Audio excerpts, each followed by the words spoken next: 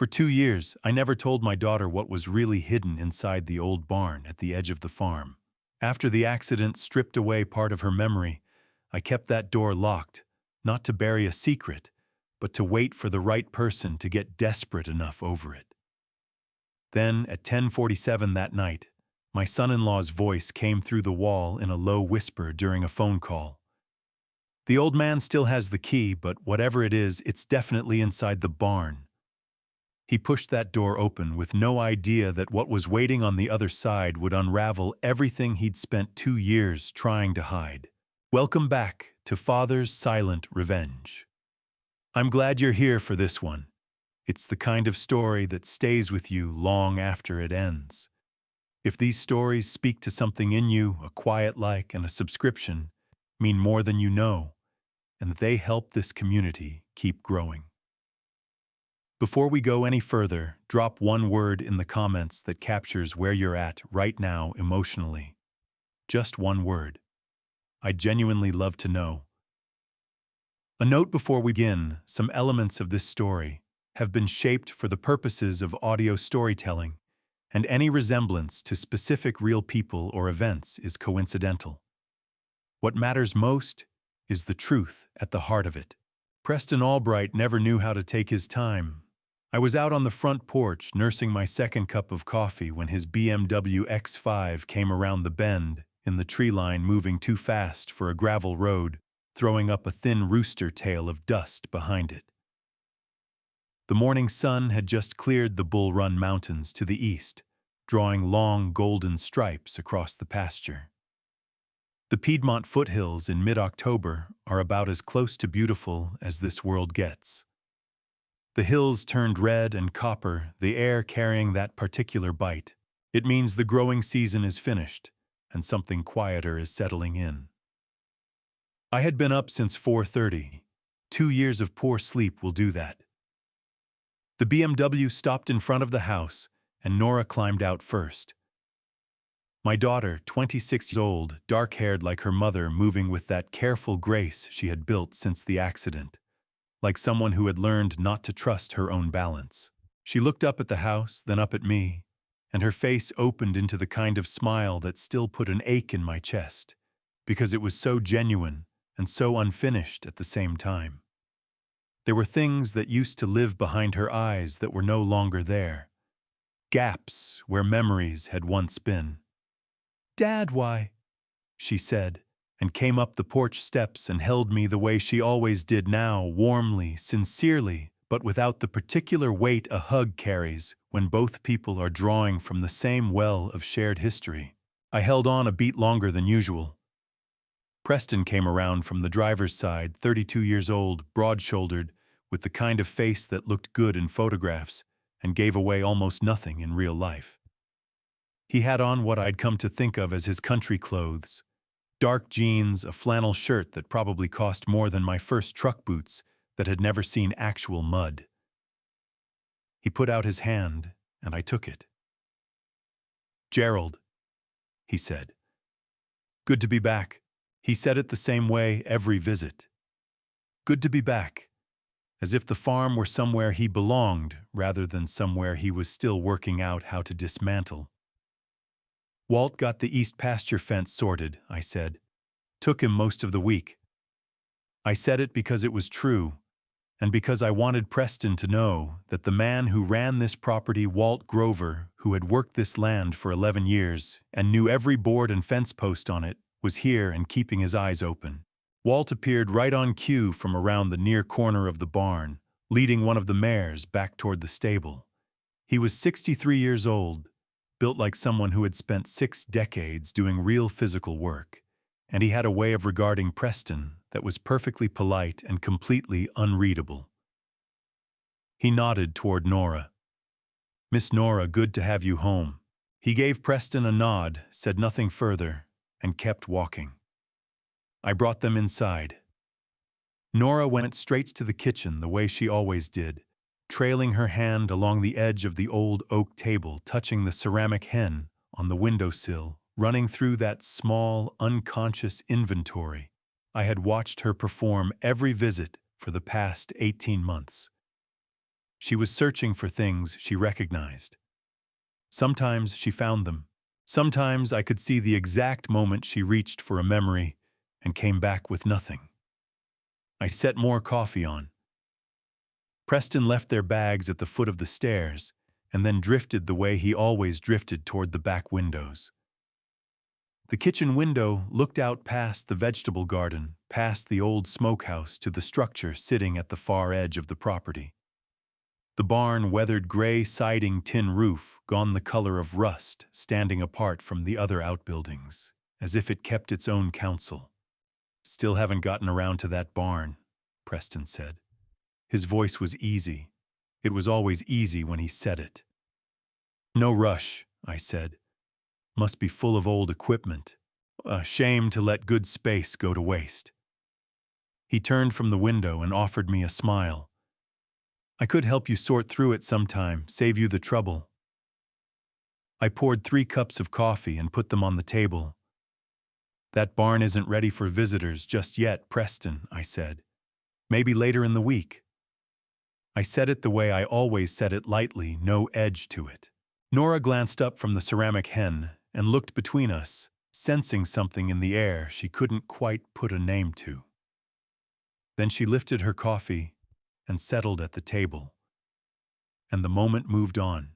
But I noted, as I took my seat across from my son-in-law, that his gaze traveled back to that window one more time before he sat down. He was gauging the distance from the house to the barn. He had been doing it since the first time he set foot on this property 14 months ago. I had watched him do it on every visit since. The difference this time was that I was ready for him. The morning unfolded the way mornings on a farm always do, slowly and with purpose. Nora helped me pull the last of the late-season tomatoes from the kitchen garden, while Preston made phone calls from the porch. I could catch the low murmur of his voice without making out the words, which was exactly how he liked it. He had a habit of turning slightly away whenever he spoke on the phone, a small physical adjustment most people wouldn't notice. I had noticed it the very first visit. After lunch, Preston announced he needed to go over some patient files and headed upstairs. The house settled into that particular quiet of a fall afternoon, the kind that arrives when the windows are open just enough to let in the smell of dry leaves and cooling earth. Nora and I drifted to the sitting room without saying a word about it. That was how it had always been between us, even now. Some habits outlast memory. She curled into the corner of the old love seat, the way she had since childhood. Both hands wrapped around her tea, and for a few minutes, neither of us spoke. I had been holding this moment in mind since I knew they were coming. I stood and walked to the bookshelf beside the fireplace. On the third shelf, tucked behind a row of Lucille's gardening books, sat a small brown glass bottle no bigger than my thumb. I brought it over and set it on the table between us without a word of explanation. Nora looked at it, then looked at me. "Do you know what that is?" I asked. She picked it up with care, the way you handle something that might be fragile, and turned it in her fingers. The label was in Lucille's handwriting, neat, deliberate. 2 words in faded blue ink. "May rain." Nora read it aloud slowly, as if she were weighing each word. "Your mother made it," I said. "Every spring, the 2 of you would spend an afternoon in the kitchen together, with the little glass dropper bottles and the carrier oils. You had a whole system worked out. Lucille kept the recipes in a notebook with a blue cover." Nora drew the bottle closer and eased the stopper out. She held it just beneath her nose and breathed in. I watched her face. There are moments in the years since the accident when I have seen something move behind my daughter's eyes, a shadow crossing water there and gone before you can name it. This was one of those moments. Her brow pulled together slightly, her lips parted. For 3 or 4 seconds, she was somewhere else, reaching for something just beyond her grasp. Then it passed. "It smells like something I should know," she said quietly. She looked almost apologetic. You don't have to know it, I said. Just hold on to it. What I didn't tell her, what I hadn't told anyone, was that Lucille had chosen the name with intention. Moraine wasn't simply a fragrance. It had been a private language between mother and daughter, a small shared code that meant everything is going to be all right. Lucille had asked me to bring it back slowly, carefully, at the right moment. She believed a sensory memory might reach Nora in ways that words never could. I heard a soft sound from the hallway. Not quite footsteps more, the specific silence that follows a footstep. The sound of someone who has gone still because they've caught something they want to hear more of. I didn't look up. I kept my eyes on Nora and my voice unhurried. She always said the right smell could unlock a room you forgot you had, I said. She was very certain about that. Nora turned the bottle in her hands again, studying the handwriting on the label. She had beautiful handwriting, she said. Yes, she did, I agreed. The quiet from the hallway held for another moment. Then barely audible came the soft shift of weight onto the old floorboards, someone easing back toward the staircase. Unhurried, careful, trying to leave no trace of ever having been there. I gave no sign that I had heard. I simply reached across and rested my hand on the back of Nora's hand, briefly, the way Lucille used to do when she had something to say that was beyond words. Nora looked up at me. Keep that bottle, I said. Put it somewhere close. She nodded and folded her fingers around it. Outside, the afternoon light was going amber across the valley, and the old barn at the far edge of the property threw a long shadow eastward across the pasture. I didn't look at it. I didn't need to. Somewhere behind us on the staircase, I heard Preston's weight land on the fourth step from the top, the one that always gave. He was heading back to his room. His pace was a shade quicker than when he'd come down. I lifted my tea and took a slow sip. The first piece was in place. The farm went quiet the way it reliably did after 9:00. Nora had turned in early, worn down by the drive, and by the particular kind of exhaustion that comes from spending a whole day grasping at things just beyond reach. I had watched her climb the stairs with the little brown bottle held loosely in her hand, and that image had stayed with me while I worked through the dinner dishes and switched off the kitchen lights one at a time. I settled into my reading chair in the sitting room with a book I had no real plan to read. On the side table beside me sat my hearing aid, a small curved device I typically removed each evening before bed. During the day, I wore it out of practical necessity. My hearing in the left ear had been going for 3 years, something I had never mentioned to anyone, and had quietly accommodated the way I accommodate most things. Tonight, I had left it in. I want to be plain about that. I did not forget. I made a deliberate choice to leave it where it was because I had heard Preston on the phone twice in this house before. Once 14 months ago on his first visit, and once 6 weeks ago when he and Nora came for a weekend. Both times I had caught fragments that refused to line up. A name, a number. A tone that did not match the composed, agreeable man who sat across from me at the dinner table. The house was dark, apart from my reading lamp. I turned a page every few minutes to keep my hands occupied. At 10:47, I heard his door open. Preston moved quietly for a man his size, but the stretch of hallway between his room and the back sitting room had 3 boards that shifted underfoot, and I had long since memorized exactly where they were. I heard all 3, in order, then silence, then the faint sound of a door being eased shut the small back sitting room that looked out toward the barn. He used it as a workspace on his visits. I had never had any objection to that. His voice came through the old plaster walls at a low, controlled pitch. The hearing aid caught it cleanly. I told you I needed more time. A pause. Because it is not that simple, Garrett. The old man keeps the barn locked and he does not leave the property.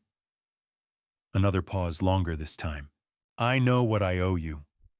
I have known that number since March, and I do not need you to recite it to me again. I turned a page.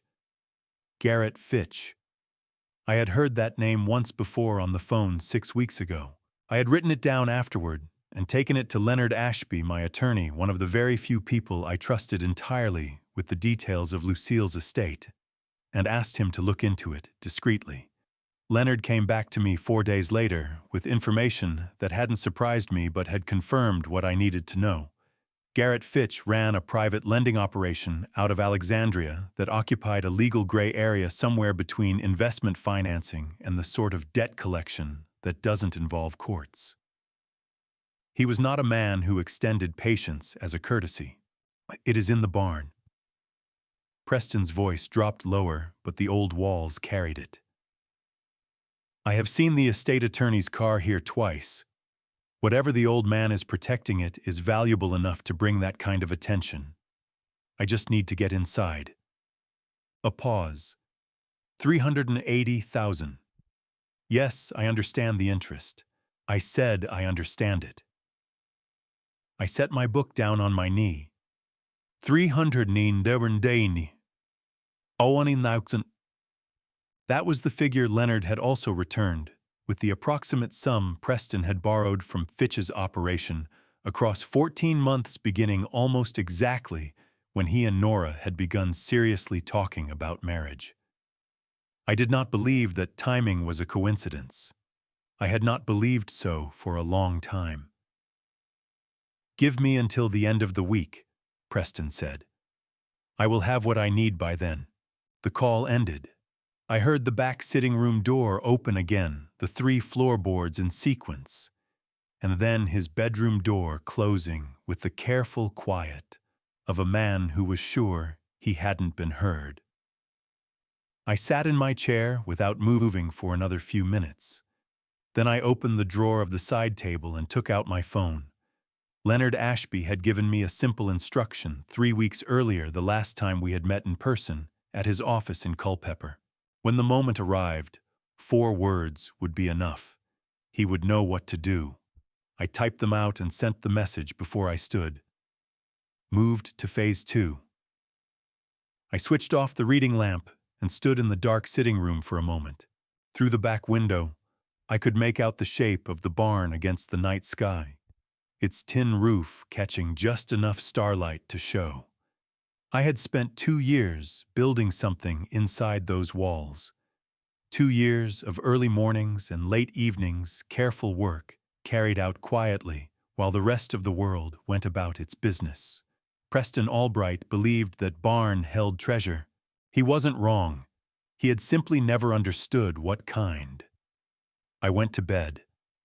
For the first time in longer than I could easily say, I slept without any trouble. I was on my second cup of coffee when I noticed Nora's light was already on. Her bedroom window faced east, and in the early morning, the sunrise came at it straight. From where I stood on the porch, I could see the warm square of lamplight against the glass, visible even against the growing brightness of the dawn coming up over the ridge.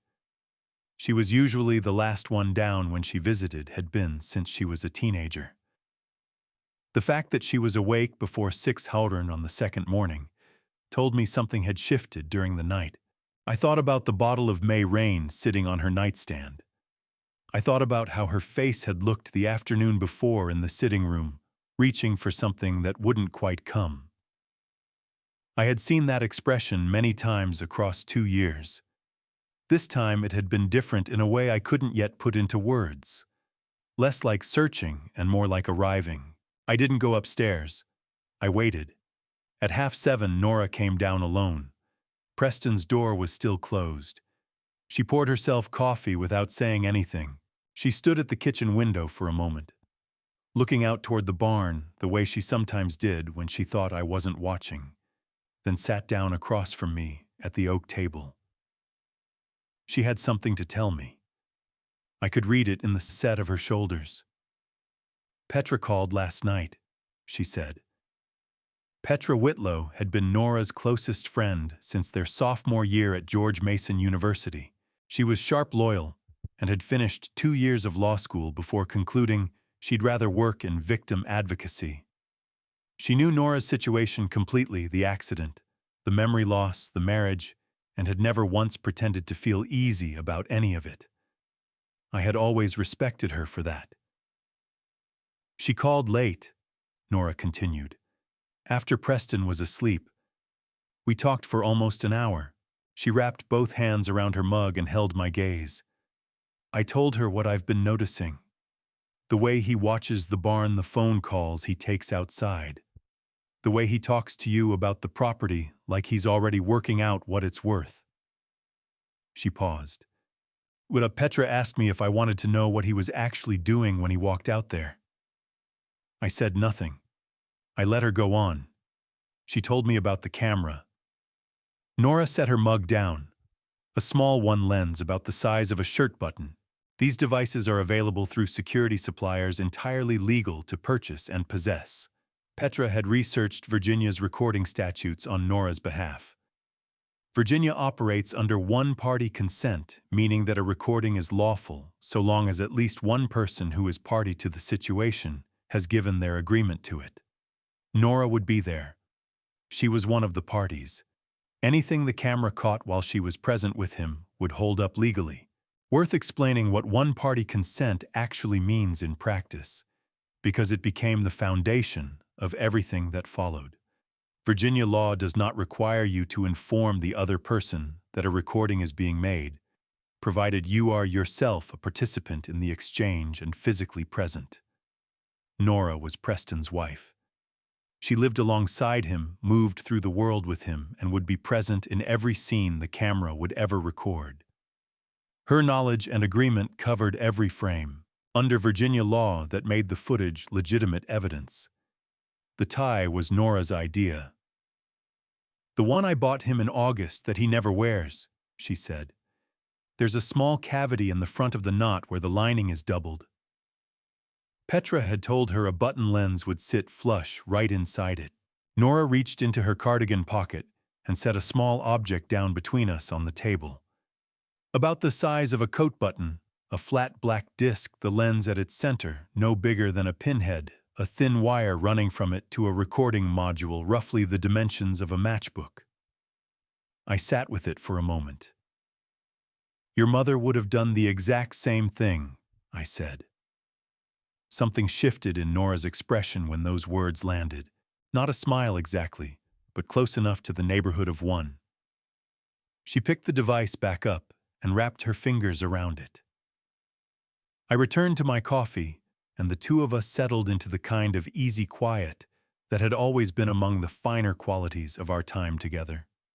20 minutes on, we heard Preston's tread on the staircase.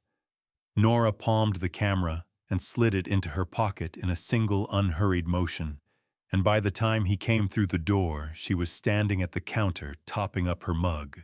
Later that afternoon, she gave him the tie. Charcoal gray, good quality, precisely the sort he would actually put on. She had tucked the camera into the lining before breakfast and walked me through exactly how she'd managed it. When she was done, the lens sat behind a natural gap in the weave, undetectable unless you already knew it was there. Preston took it with a smile, knotted it without a moment's pause, and wore it through the evening. By nightfall, Nora had gone through the first 2 hours of footage in the upstairs bathroom door, locked phone in hand. She came to my room when she was finished and settled into the chair beside the window. There wasn't much she needed to say.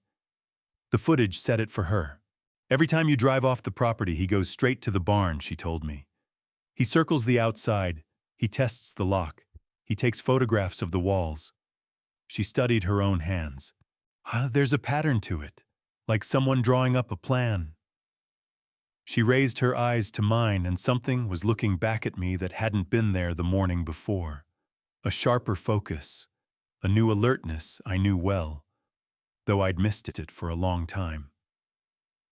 "Dad," she said, "what exactly did you build in there?" I held her gaze across that still room. Through the window, dusk was pulling the last color from the valley, and the barn held its place at the boundary of the dark. the way it always did, unhurried, self-contained. "Not yet," I told her quietly. "But soon." The workshop had always been mine and mine alone among the buildings on this property. Lucille had grasped that without needing it explained. Across 31 years of marriage, she had never once stepped through that door without first knocking, and she never stayed longer than she had reason to. It wasn't a matter of being unwelcome. She simply understood that a man requires at least one space where his thoughts can move without an audience.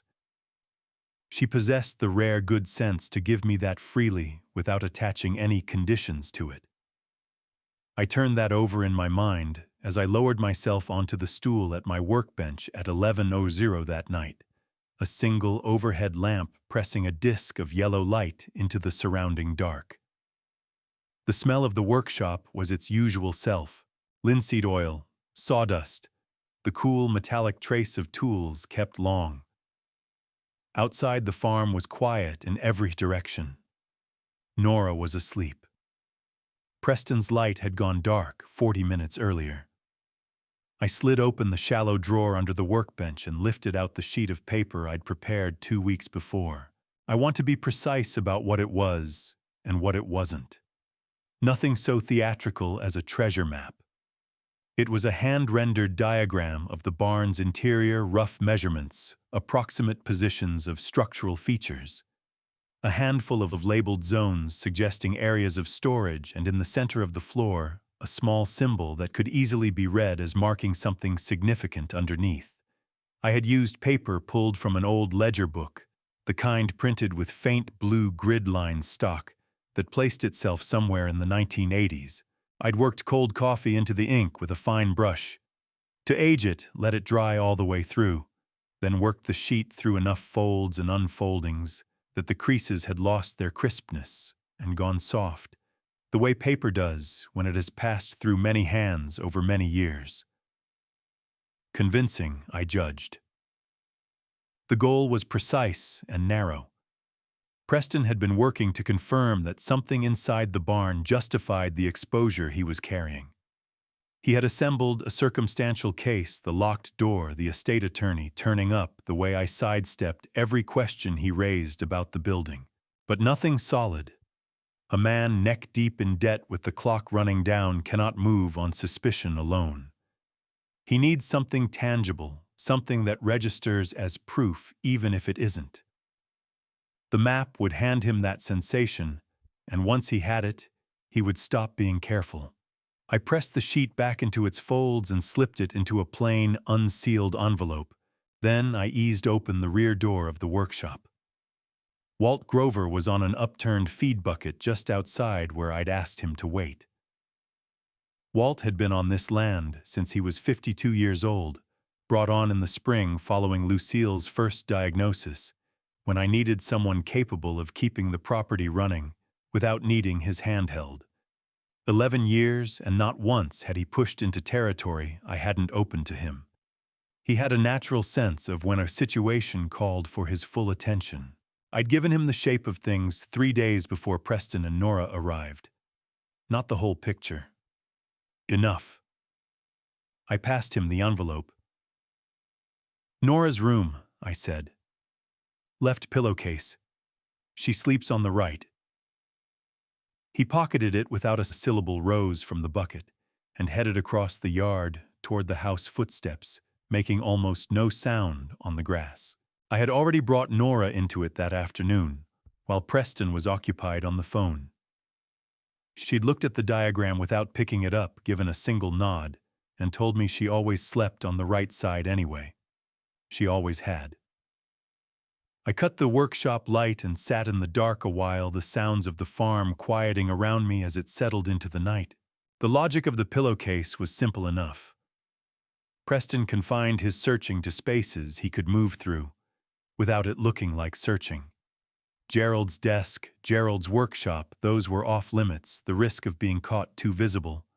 But Nora's room posed no such problem. He had every reason to be there, and a man who suspects his wife is resting on information he desperately needs will find his way to it one way or another. I had made certain there was something waiting for him. I went inside and set the workshop lock behind me. In the kitchen, I poured a little water, stood at the window a moment, and looked out. The barn sat at the far end of the property, darker than the sky above it.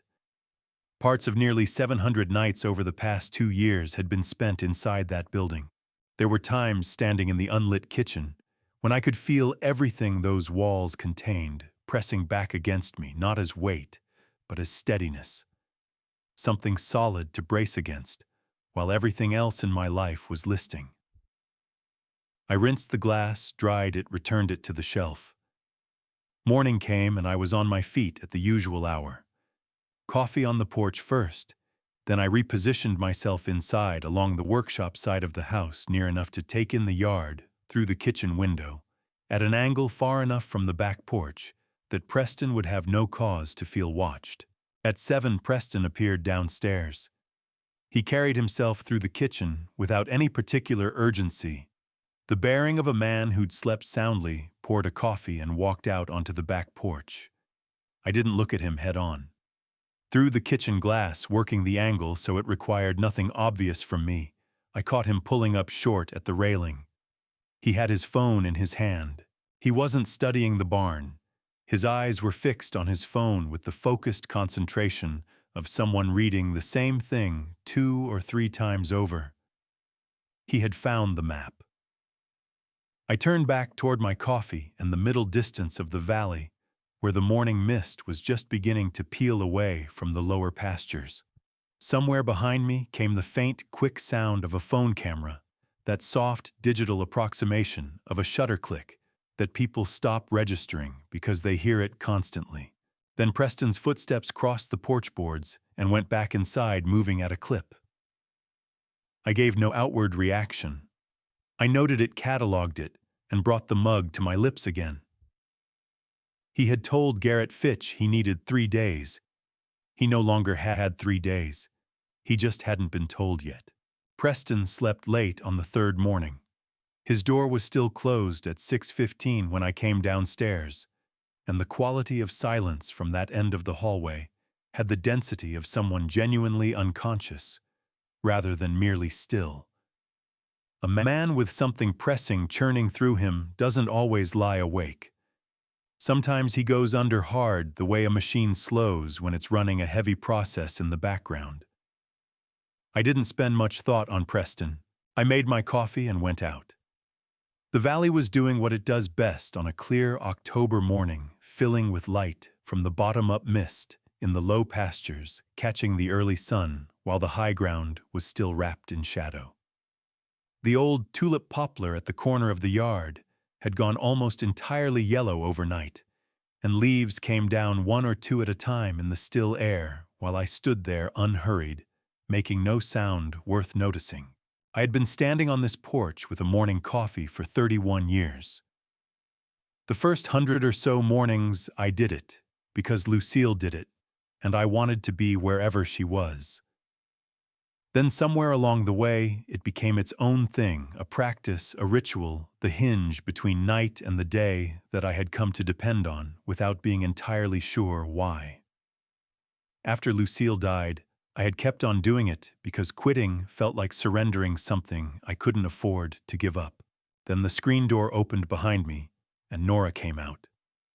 She was wearing an old gray sweater that had been her mother's, something she didn't know, and I had never told her.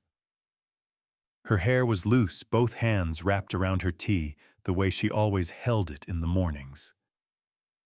She came and stood beside me at the railing and looked out over the valley without a word. We stayed like that for a while. The tulip poplar shed another leaf. "I slept well," she said at last. It had the sound of a report on something she hadn't expected. "Good," I said. "I dreamed about a kitchen." She looked into her tea. "Not this one, a different one. Small, with yellow curtains and something on the stove that smelled right. There was a woman at the counter, but I couldn't make out her face." She stopped. I woke up feeling like I had just missed something by about 3 seconds. I held that for a moment before answering. Lucille had sewn yellow curtains for the kitchen of our first house, a small rental in Warrenton, 40 minutes south of here, where we had lived the first 4 years of our marriage. Nora had been born in that house. She had spent her first 2 years inside those walls before we moved to the farm. Dreams don't always need explaining, I said carefully. She accepted that with a nod, and we drifted back into the quiet. A pair of turkey vultures were riding the updraft above the eastern ridge, turning slow circles without appearing to work at it. I watched them and felt the tightness in my chest, the one that had been with me constantly for 2 years, give way slightly in a way it rarely did. "Dad," Nora said. Her voice had dropped a register, quieter, more deliberate. "Can I ask you something honestly? You don't need permission for that." She turned toward me and rested her hip against the railing. "The barn," she said. "Not what Preston thinks is in there. What is actually in there." I looked at her. "I've been thinking about it since yesterday," she went on. "Not because of him, because of the way you look at it sometimes. Like it's," she reached for the word, "like it's a letter you wrote and haven't sent yet. There are moments in being a parent that come at you without warning and ask for everything you have. This was one of them." My daughter was standing in front of me in her mother's sweater, holding her tea in both hands, and she was seeing something clearly that I had spent 2 years being careful to keep hidden. Not from her. I had never wanted to keep it from her, only from him. I set my mug on the railing. "Your mother and I built something in there," I said, "together before she got sick. She designed it, and I put it together, and we always meant it for you. The question of when was something we went back and forth on. Your mother wanted to bring you in sooner, and I thought we should hold off until you were ready. I looked toward the barn. Then she got sick. Then she was gone. Then the accident happened, and the question of when you were ready became considerably harder to answer." Nora had gone very still. "What is it?" she asked. "Something that requires you to be fully yourself to receive it," I said. "Fully yourself with your whole memory intact."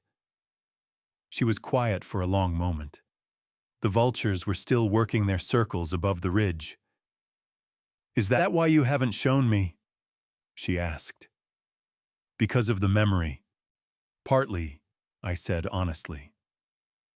"And partly because I needed to be certain that when you finally walked in there, you weren't walking in with him standing beside you."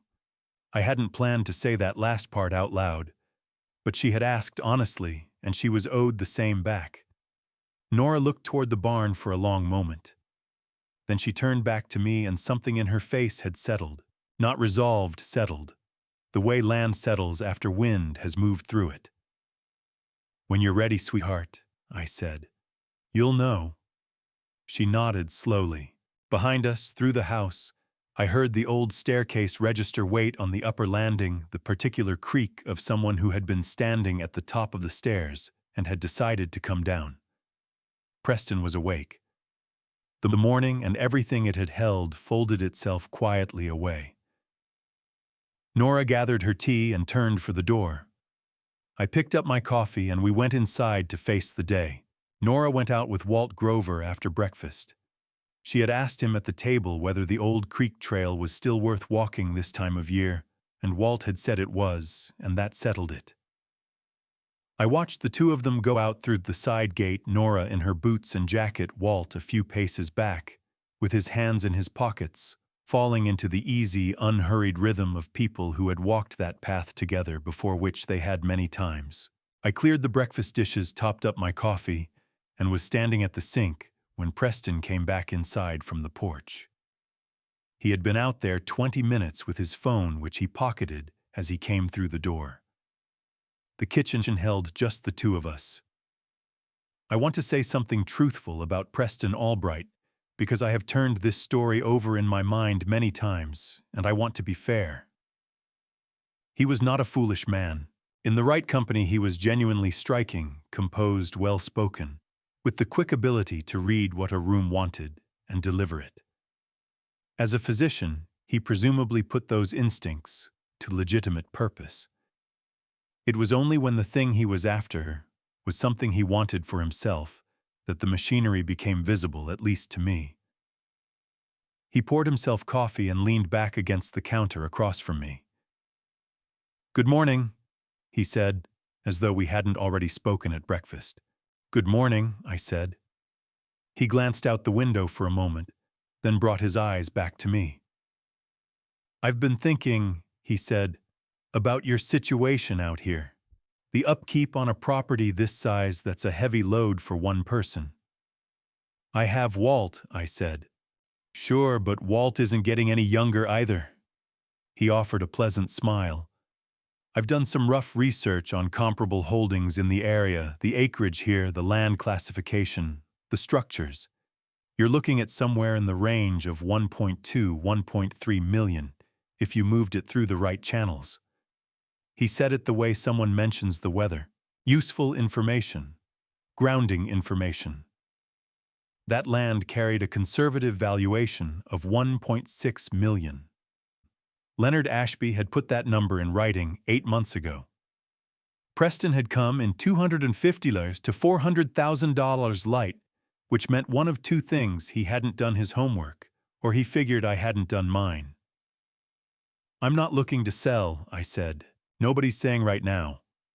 I'm only pointing out that down the road, when the work of running it solo starts to outweigh the reward." He placed his mug on the counter. "Nora and I have had conversations about what the future looks like, what the right call is for the family.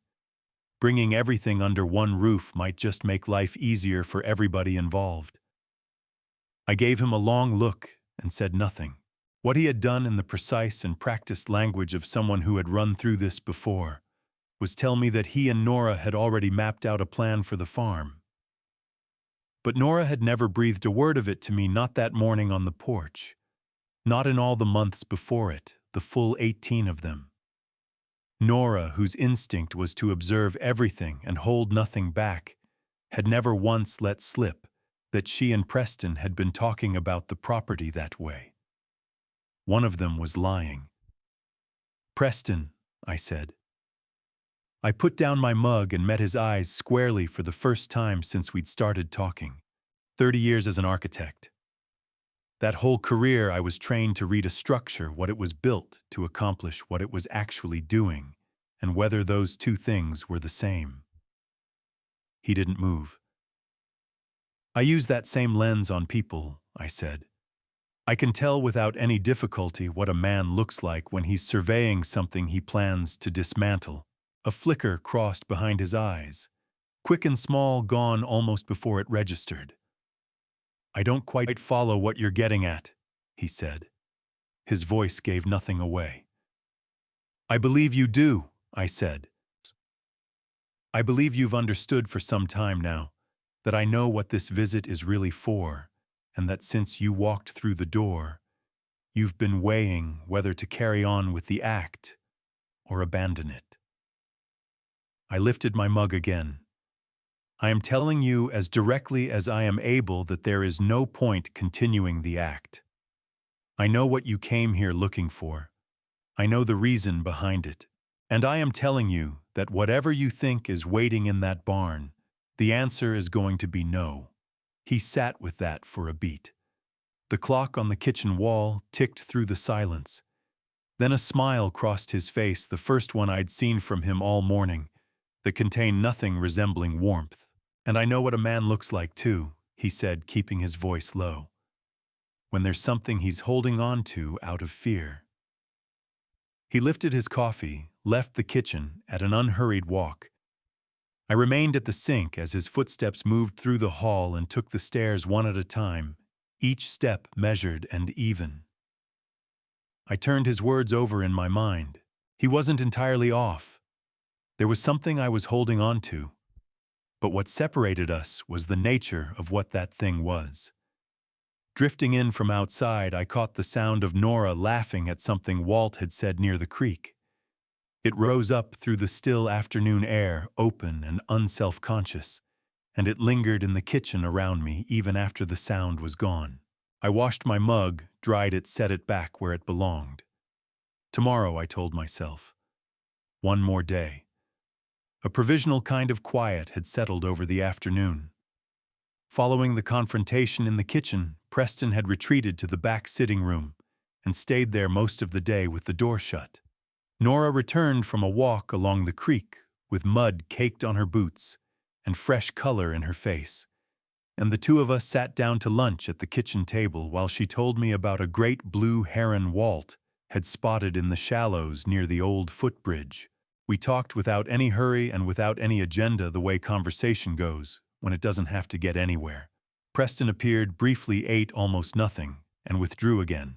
I went to the workshop at 2:00 to finish the final calibration of the barn's electrical system. Precise, focused work, getting the lighting grid sequenced properly, running the audio output levels through the speaker array built into the walls. I had checked it all a dozen times over the past month, but one final pass felt necessary.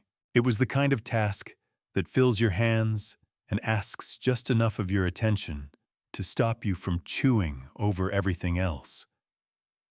One window in that workshop.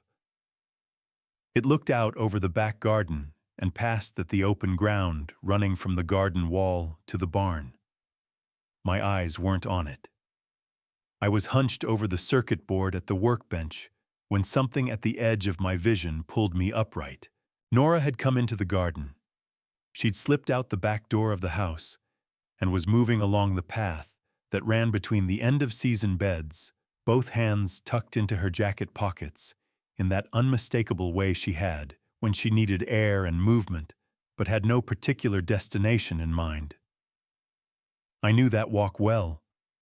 Lucille had moved the same way. She pushed through the garden gate and kept going, angling toward the barn.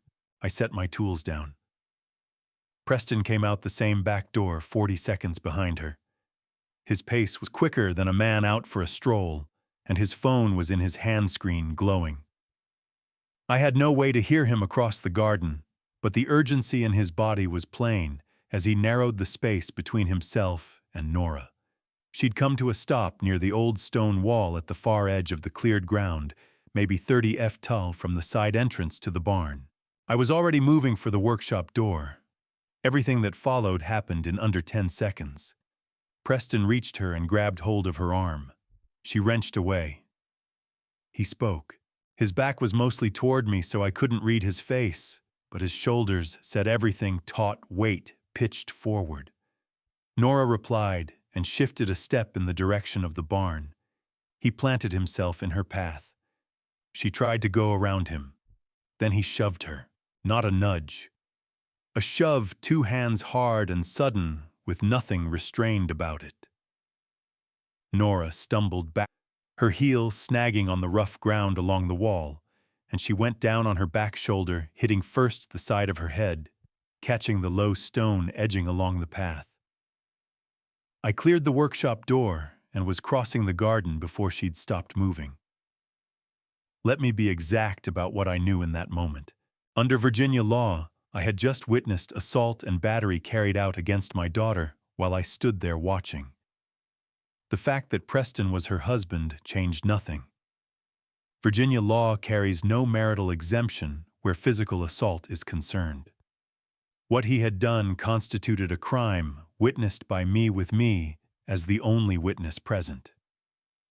When I got to them, Nora had already pushed herself upright. Her right hand cupped the side of her head just above the ear that had struck the stone. She was conscious, dry-eyed. She held herself very still in the particular way of someone whose inner arrangement has just been violently altered, who is waiting for the new configuration to settle before they can read it. Preston had backed off 2 paces. His eyes were on me the way a man's eyes go when he's done something past retrieving, and he's running the math on how soon the fallout lands. "Are you all right?" I asked Nora. I kept my voice flat and steady.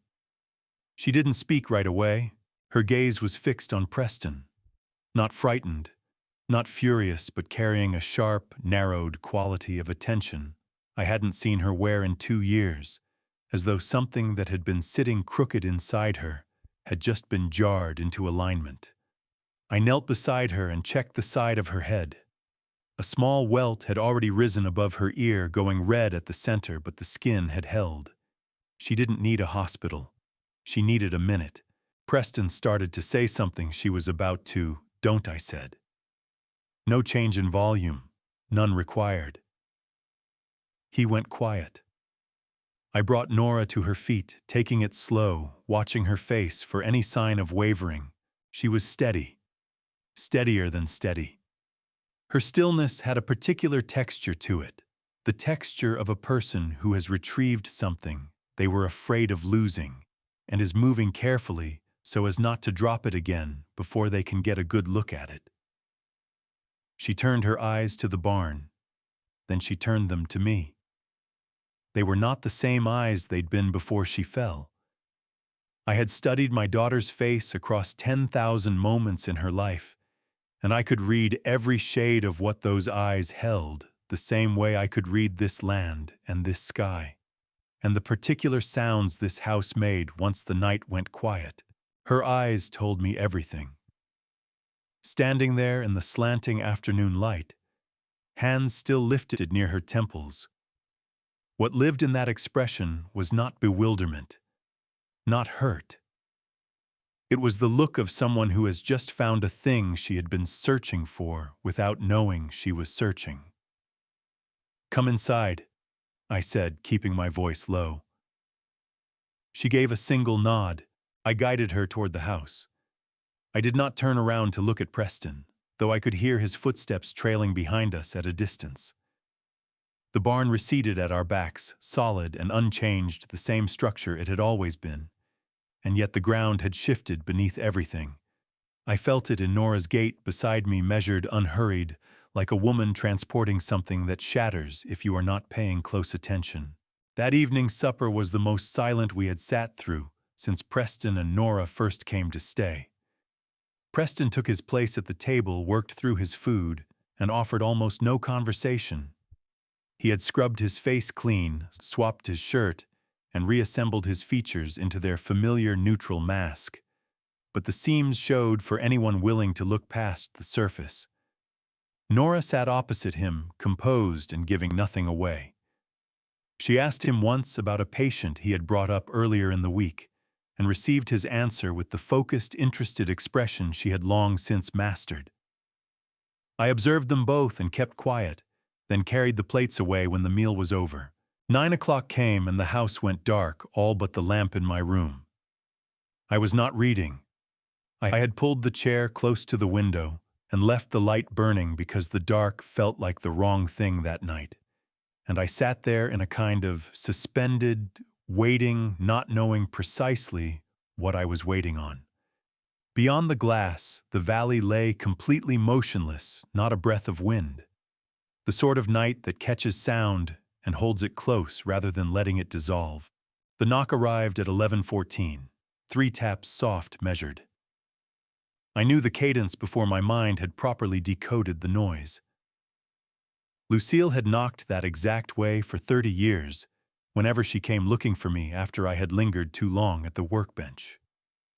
3 patient taps, never urgent, a signal that said, "I am outside whenever you are ready for me." I crossed the room and opened the door.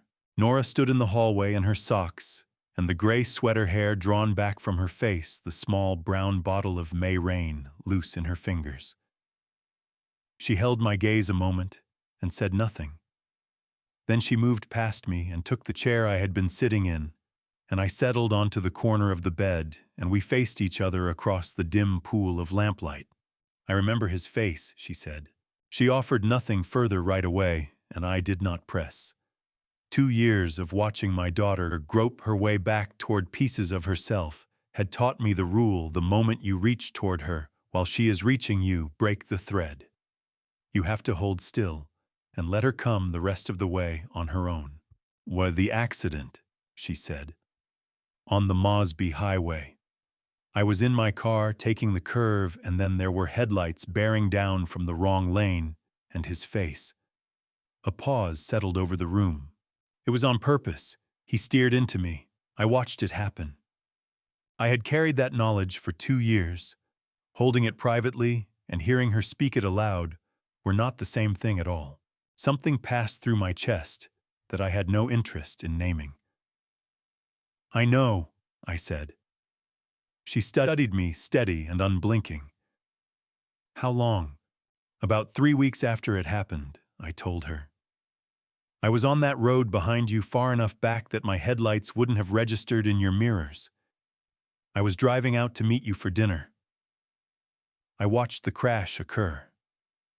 I held my voice flat and even. My dashcam picked it up, but the angle wasn't good. The footage showed his vehicle crossing the center line and striking yours, but it fell short of proving intention. Any competent defense lawyer would have argued mechanical failure or a momentary lapse. Without something firmer to anchor the deliberateness of it, that recording alone couldn't support a charge heavier than reckless driving. Nora took all of this in without a word. Let me put that distinction in plain terms, because it is not a small thing.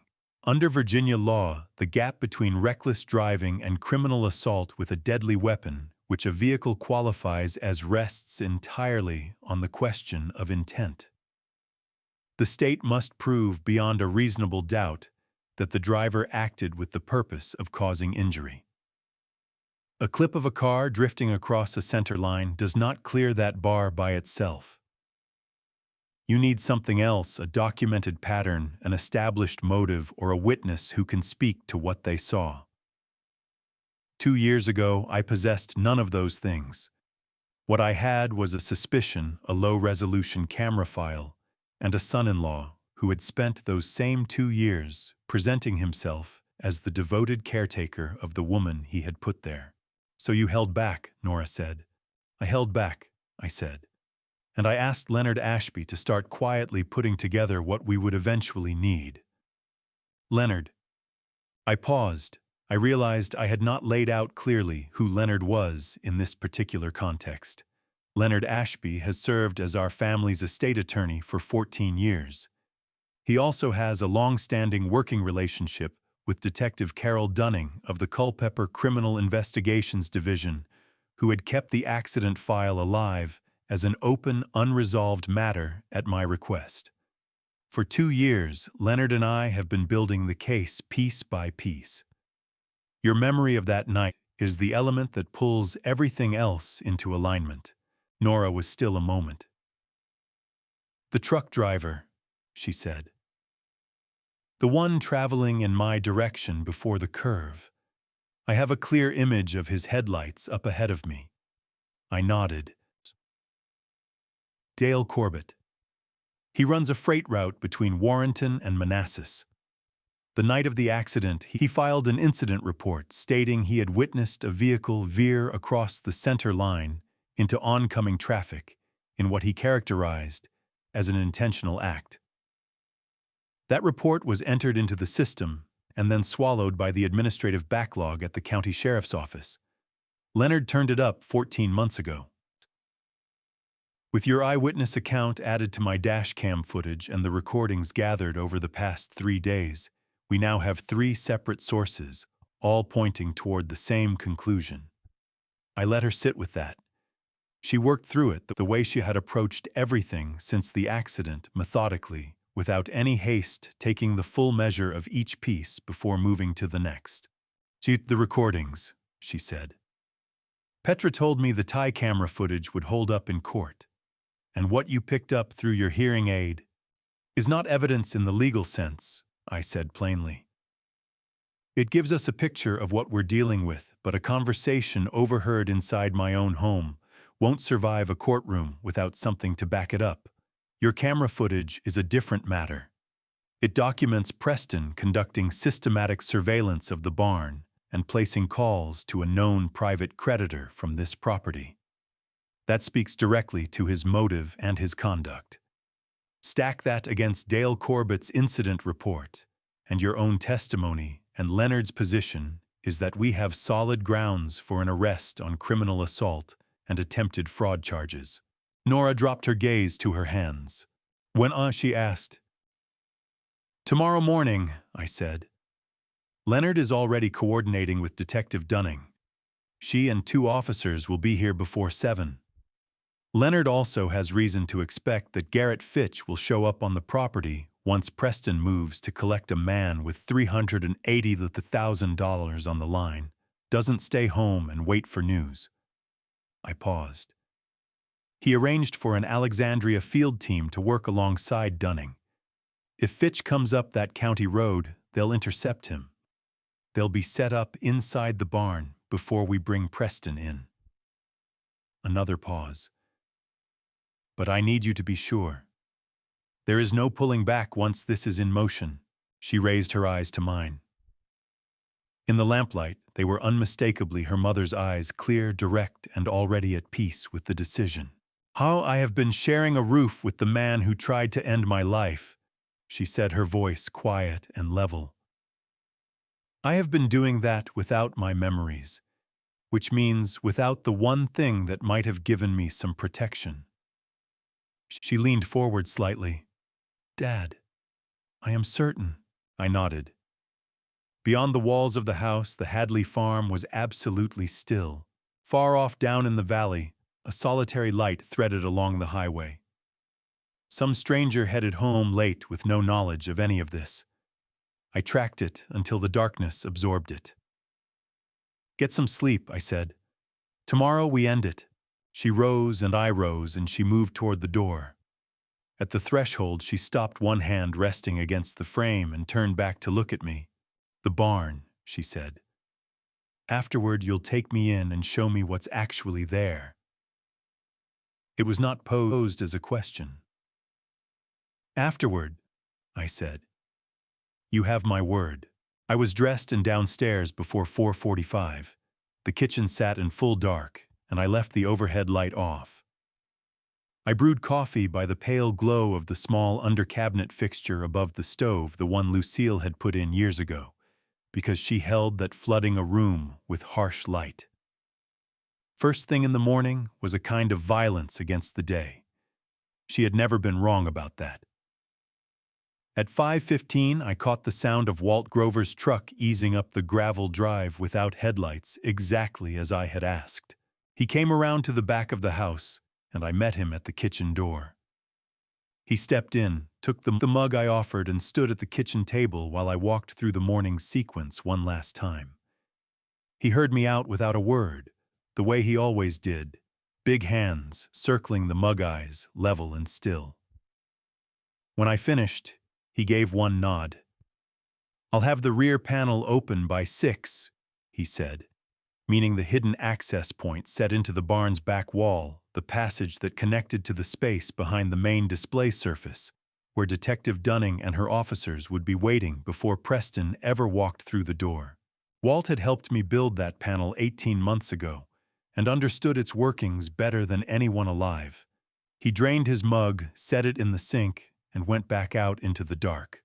Detective Carol Dunning arrived at 6:20 in an unmarked gray sedan, a second vehicle behind her, carrying 2 officers from the Culpeper Criminal Investigations Division. She was compact and direct, somewhere in her middle 40s, with short gray-streaked hair and the particular economy of movement that belongs to people who have spent 2 decades needing to enter rooms without drawing notice.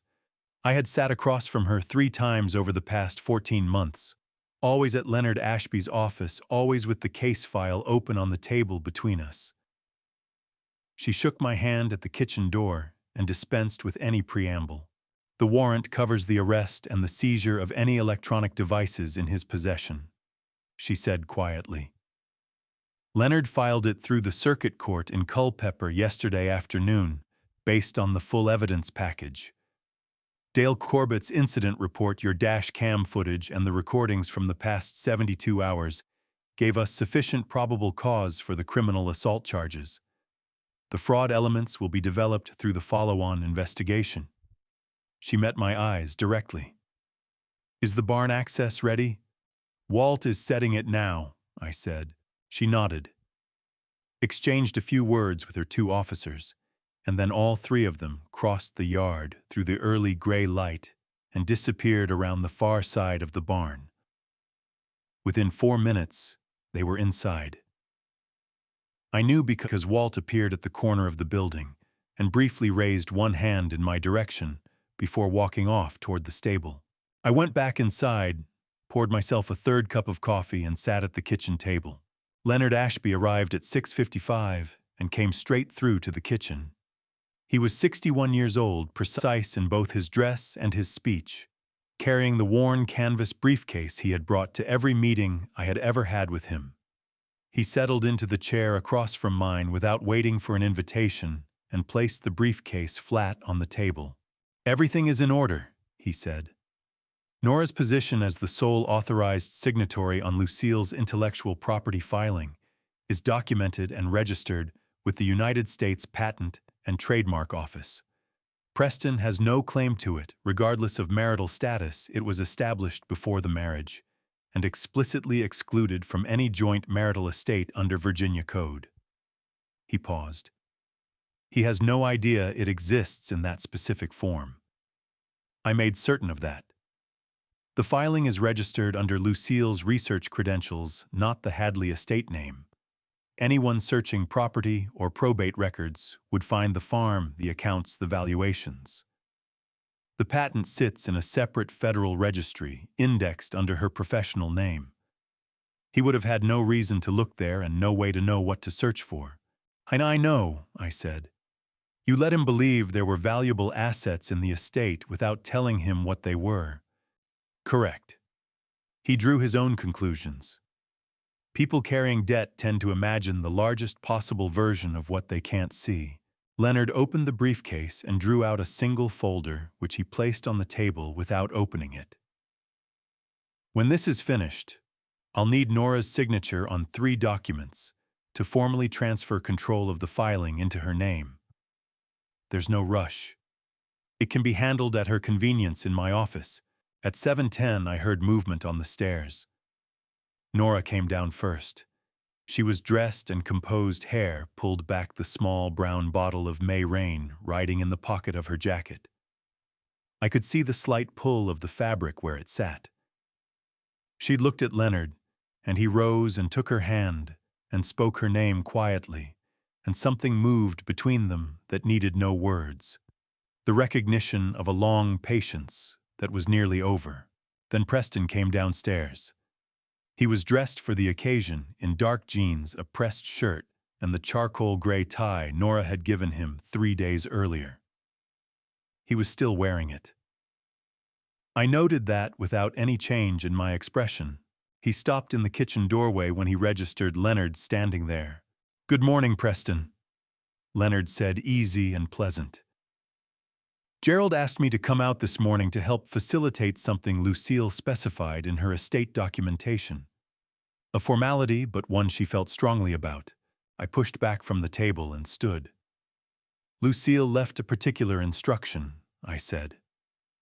"She wanted the barn opened formally with family present and with the estate attorney here as witness.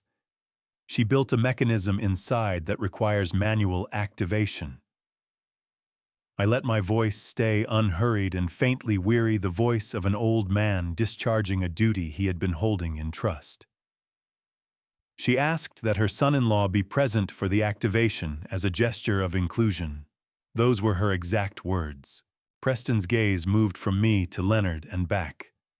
I could see the calculation moving behind his eyes, checking each variable, probing for exposure. He had the map. He believed he knew what was waiting in that barn.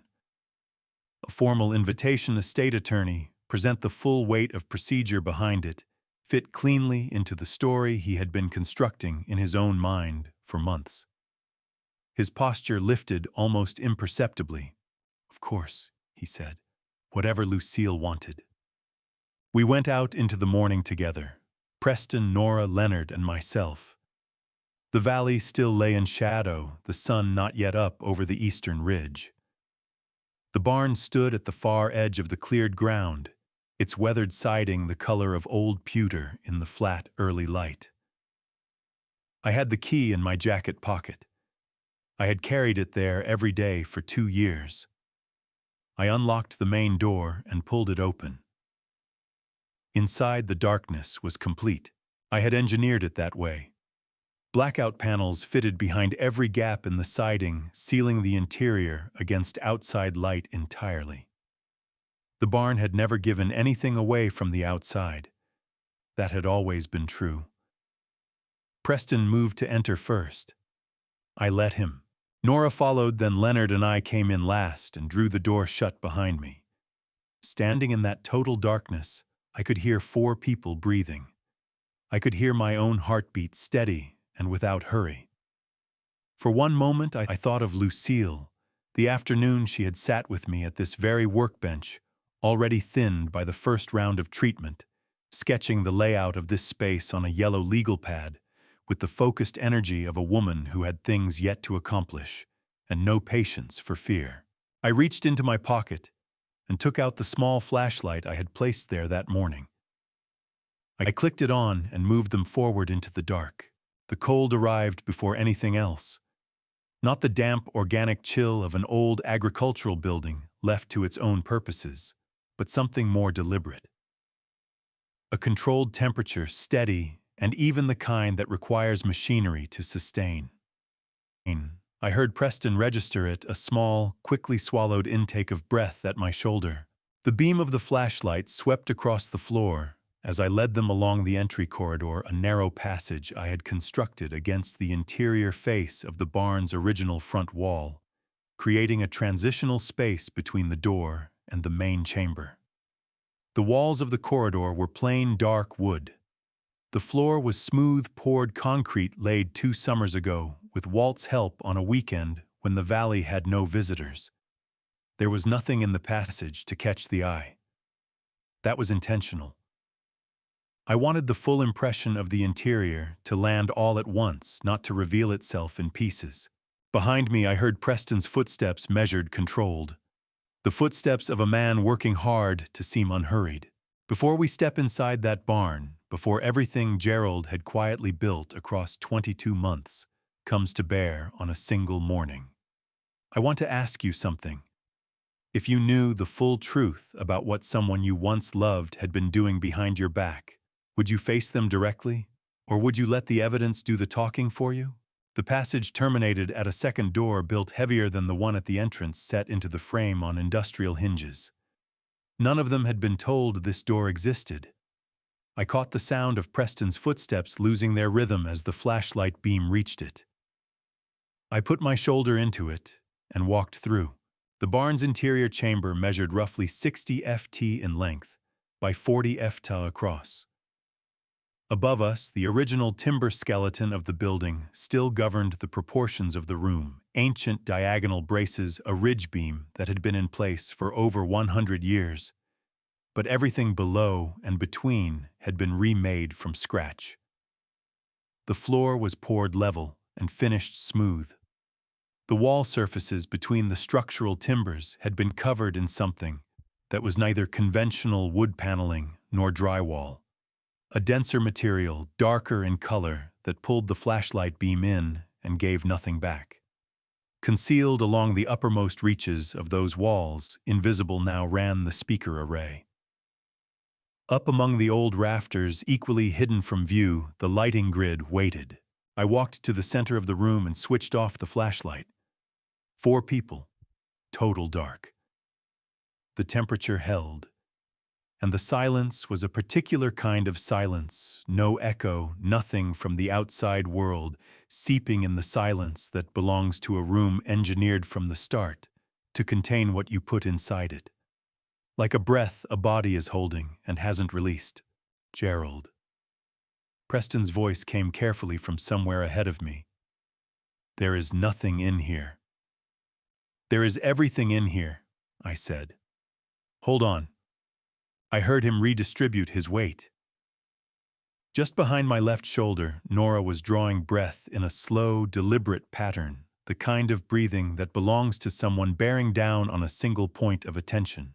What I was about to show them had taken me 22 months to build.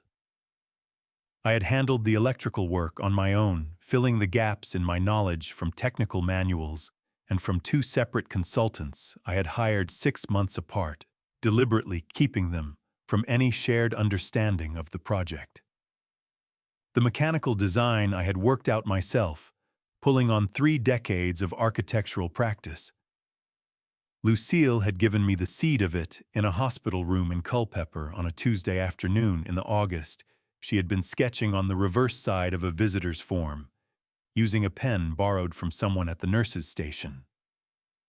I had carried that drawing home and spent nearly 2 years turning it into what now surrounded us. "There is a central column directly ahead of you," I said into the darkness. 12 feet forward from where you're standing. At its base, you'll find a mechanism, a large cast-iron gear wheel mounted flat. Lucille specified it. She wanted it turned by hand. A beat of silence. "What does it do?" he asked. "It opens the estate," I said. Those were her words for it. Clockwise. 3 full rotations. I heard him move. His feet found the column. His palms met the iron, a faint scrape of skin against cold metal. Then came the low, purposeful groan of the gear engaging. First rotation. Something deep inside the floor and walls responded with a chain of internal clicks, the sound of a large, finely constructed mechanism rousing itself. Second rotation. Those clicks organized into a cadence, a wave of motion spreading from the room's center outward, traveling through the building's structural bones, the way a signal moves along a wire. Third rotation. Preston's hands stopped. 2 seconds of nothing. Then a sound arrived from high up, and behind the walls, low mechanical, unhurried. A counterweight system moving along a guided track in a controlled descent. I had drawn the design from theatrical rigging, the type used in large productions, to bring a backdrop down without vibration or noise. The screen emerged from its recess in the ceiling, unspooling in the dark, until it met its floor mounts with the softest of sounds, an exhale almost. Close to 7 ft across. Centered directly before where Preston stood. 3 more seconds of darkness on the screen. Then it lit. What it showed first was not video. It was a still image, a stretch of road rendered in the cold blue-white of a dashboard camera. A yellow center line splitting the frame.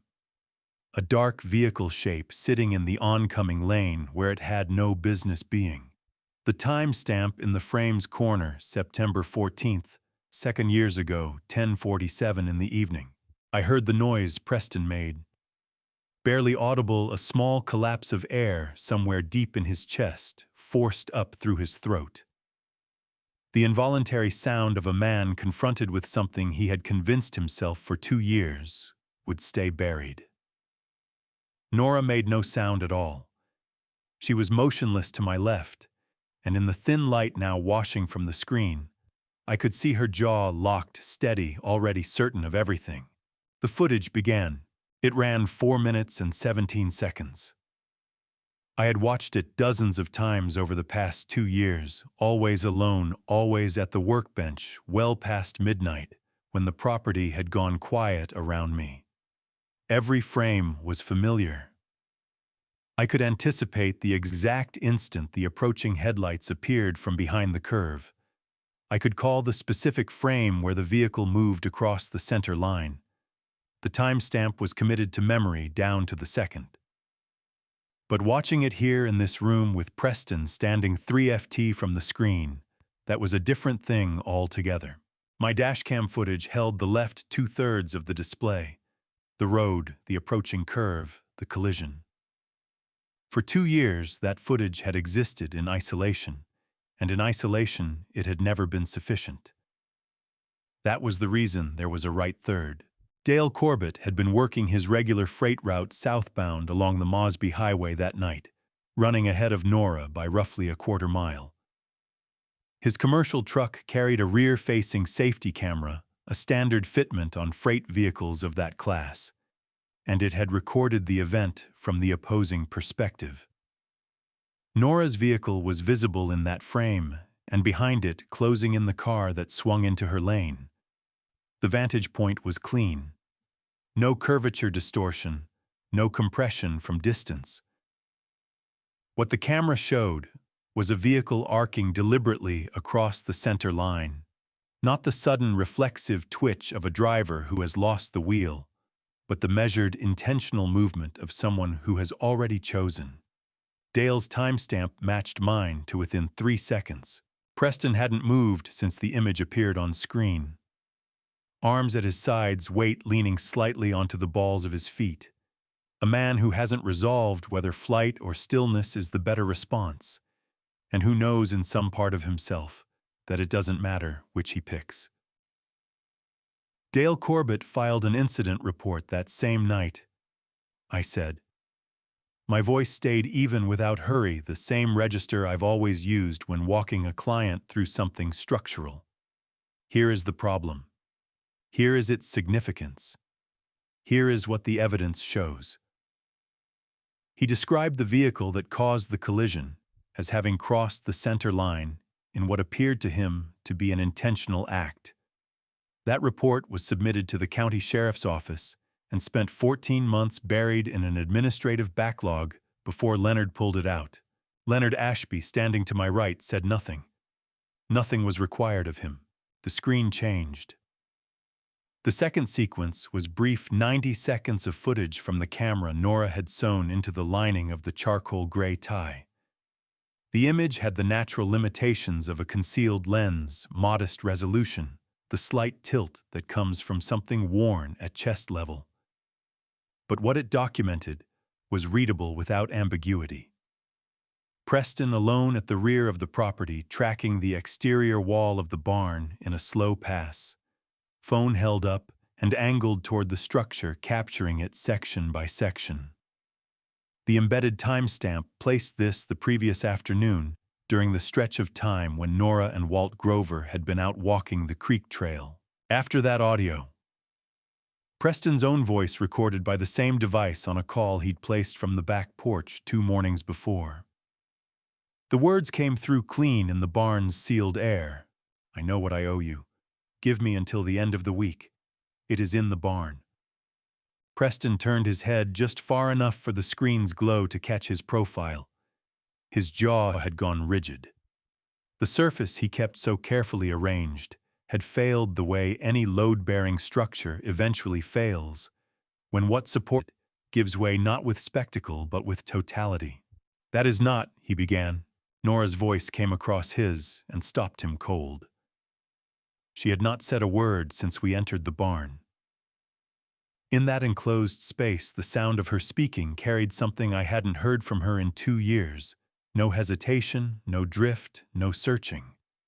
She knew her footing exactly. Do not. He turned to look at her. I remember the road, she said. I remember the curve. I remember your headlights and your face behind the wheel. That has been with me since yesterday afternoon. Her eyes didn't waver. I am going to say that to Detective Dunning and to the prosecutor's office, and to every other person who has reason to hear it. Nothing you say inside this room touches any of that. The silence that came after had weight you could feel pressing against you. Then, from behind the paneled wall to the left of the screen, came the mechanical sound of a latch releasing the concealed access point Walt Grover had prepared before first light. The panel swung open on its hinges, and Detective Carol Dunning stepped through identification, already extended in her hand, her 2 officers, a half-step behind her. She fixed Preston with the focused, impersonal attention of someone performing a task they have carried out many times before. "Oh, Dr. Albright," she said, "I have a warrant for your arrest on charges of criminal assault with a deadly weapon and 1 count of attempted fraud. You have the right to remain silent. Anything you say can and will be used against you in a court of law. You have the right to an attorney. If you cannot afford an attorney, one will be appointed for you." She moved through the full advisement, without breaking stride, each word exact and well-worn. Preston said nothing. He offered no resistance. He stood in the glow of the screen while one officer moved to his left and another took his right. And in those few seconds, he reminded me of a building whose load-bearing wall has just been pulled free, still upright, by sheer structural habit, with nothing underneath that habit anymore. He looked at Nora once before the officers guided him toward the panel door. She held his gaze and did not drop it. She said nothing. Nothing was required. Then he was through the panel and gone, and the barn settled into a quieter register, and behind us the screen continued its silent loop timestamps, running in the upper corner marking the seconds of a night 2 years ago that had at last, after everything, been fully answered for. By the time we walked back outside, the morning had taken hold completely. I had not registered the light shifting while we were inside. Time runs at its own pace in a sealed space, especially when something you have been carrying for 2 years is finally leaving your hands. We came through the main door into a clear, cold Piedmont foothills morning. The sky above the ridge a pale, washed blue, the valley below, still cupping the last of the mist in its deepest folds. Preston was already in the yard. The 2 officers had brought him out through the panel access on the barn's north side, which lets onto the service path running between the barn and the old smokehouse. By the time Nora Leonard and I emerged through the main door, he was standing near the fence gate with his wrists secured behind him, eyes on the ground. He had not spoken since the barn. The composed, deliberate man who had come up the gravel drive 3 days ago had been replaced by something diminished, not shattered, not yet, but hollowed, the way a structure looks once its interior has been stripped and only the outer shell is left standing. Detective Dunning was a short distance away, speaking quietly into her radio. I walked across to her. "Garrett Fitch," I said. She glanced up. "We have him." He was parked on the county road at the property line. The Alexandria field team picked him up at 6:52 this morning on a separate warrant, unlicensed lending operations, and 2 counts of criminal threatening. She put the radio away. "He'll be processed in Alexandria. The cases will be coordinated. I want to be plain about what that meant, because the link between Preston and Garrett Fitch was essential to understanding the full dimensions of what had been unfolding.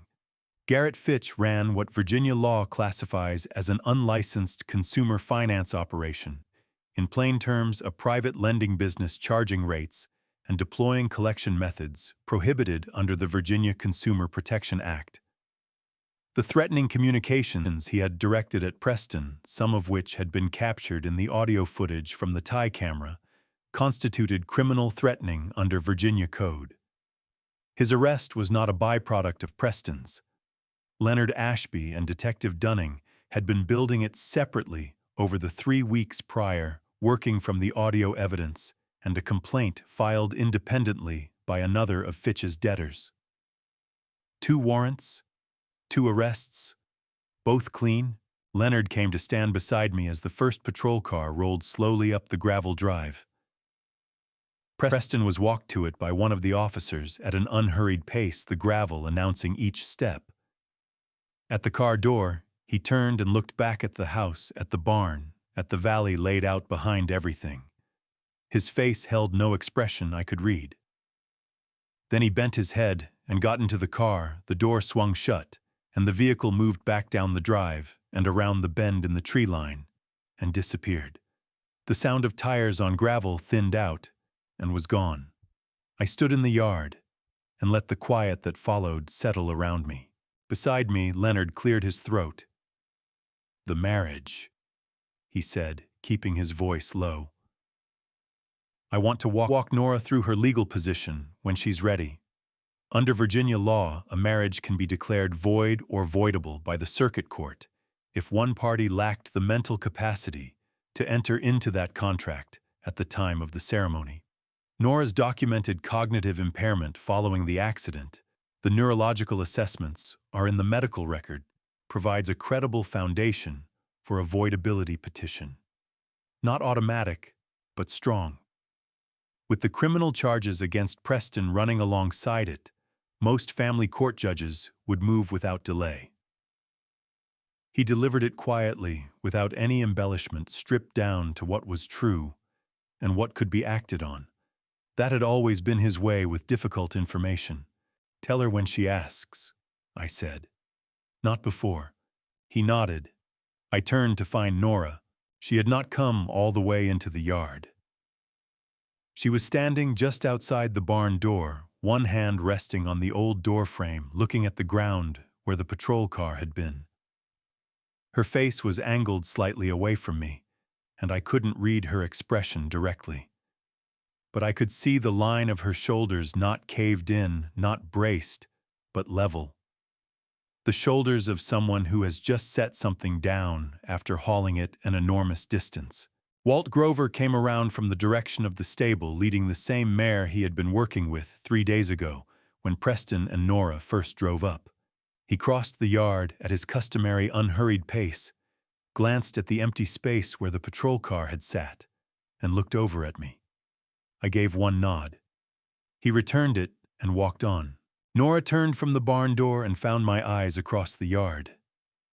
The morning light fell full across her face now, and what I saw there was not precisely relief. Relief is what you feel when fear is lifted, and what she had been living under for 2 years was more layered than fear. What I saw was closer to the quality the valley has after a hard rain has moved through, cleaner than it was, very still, open to whatever comes next. She crossed the yard toward me. When she arrived, she didn't speak immediately. She looked past me at the barn, the weathered siding, the tin roof, the closed main door, and I watched her take it in. The look you give something that has just turned out to be entirely other than what you believed it was. "Dad," she said at last. Her voice was steady and quiet. "I think I'm ready now. Show me what Mom really left behind." I reached into my jacket pocket and wrapped my hand around the key. "Come on then," I said. We went in alone this time, just the two of us. No flashlight, no lantern, no one ahead or behind us in the corridor. I had logged enough hours inside this building across the past 2 years to carry it the way a man carries the dimensions of something. He built himself, every measurement absorbed into the body. Every surface catalogued the distance from the outer door to the inner one, held precisely in my sense of space, the way the layout of my own house is held. I had no need of light to find my way through it. Behind me, I heard Nora's footsteps as I pulled the main door closed. She hadn't spoken since we left the yard, not from having nothing to say, but because she was doing what she had always done well even before the accident, listening to a moment before she stepped into it. That quality had come from Lucille first, and Nora had inherited it, the way children acquire the truest things without any awareness that something is being passed along. The entry corridor was narrow and dark. 8 feet of it stretched between the outer door and the inner one, plain lumber on both sides that I had cut and set during the first winter of construction. Nothing in that passage was designed to hold the eye or occupy the mind. I had built it that way on purpose, knowing from 30 years of architectural work that the experience of crossing a threshold is shaped as much by what leads up to it as by what waits on the other side. No one enters a cathedral by way of a well-lit lobby. The passage in is part of the experience. The approach is part of it too. Moving through that narrow dark, I caught the small shift in Nora's breathing beside me. Not panic, nothing like it. What I heard was the recalibration of someone who has turned all of their attention toward what is coming and understood it will demand something from them. I stopped at the inner door. My hand went to the latch and rested there, not lifting, just holding. "When I pull this open," I told her, "shut your eyes. Don't open them again until I say so." She was quiet for a beat. Then, "Okay." The door swung inward. Before light, before sound, before any of that, the smell came. The sealed air of the main chamber exhaled through the open frame and reached us where we stood. What arrived was May rain, Every dispersal unit set into the lower walls had been cycling on their maintenance rhythm since I'd reset the system 2 days prior. The compound had diffused through that sealed interior the way it was engineered, to not like fragrance dabbed onto skin, but like an atmosphere, a microclimate. The precise formula of carrier oils and botanical extracts that Lucille had recorded in her notebook with the blue cover, the same recipe she and Nora had worked out together at the kitchen counter in the Warrenton house. The same notebook that had occupied the top drawer of my desk for 11 years. 18 months back, I'd forwarded the formula to a fragrance consultant in Manassas and commissioned 2 liters of it, enough to charge the dispersal system fully and keep something in reserve. She produced it without asking what it was for. Certain requests carry their purpose inside them. Beside me, Nora drew a breath. Not sudden, drawn-out, deliberate, slow. The kind of breath that belongs to someone who has stumbled onto something their body wants more of. Her footsteps lost their rhythm and then stopped. She stood in the doorway, eyes shut, the scent curling around her, and whatever it was setting loose inside the deep structure of her memory was doing its work without any help from me. I held my place and let it happen. "Come forward," I said, keeping my voice low. 4 steps, then stop. She moved. I tracked it in my head as she went. 4 steps, and she stilled, and I stepped up beside her and drew the remote from my jacket. Smaller than a key fob, one recessed button engineered to fire a signal that would trigger the lighting grid, the laser array, and the audio sequencer in sequence 4 seconds of pause between each layer. Lucille had laid out that order in her written notes with the kind of precision that belongs to engineering: light, then form, then sound. Her reasoning was the same as mine.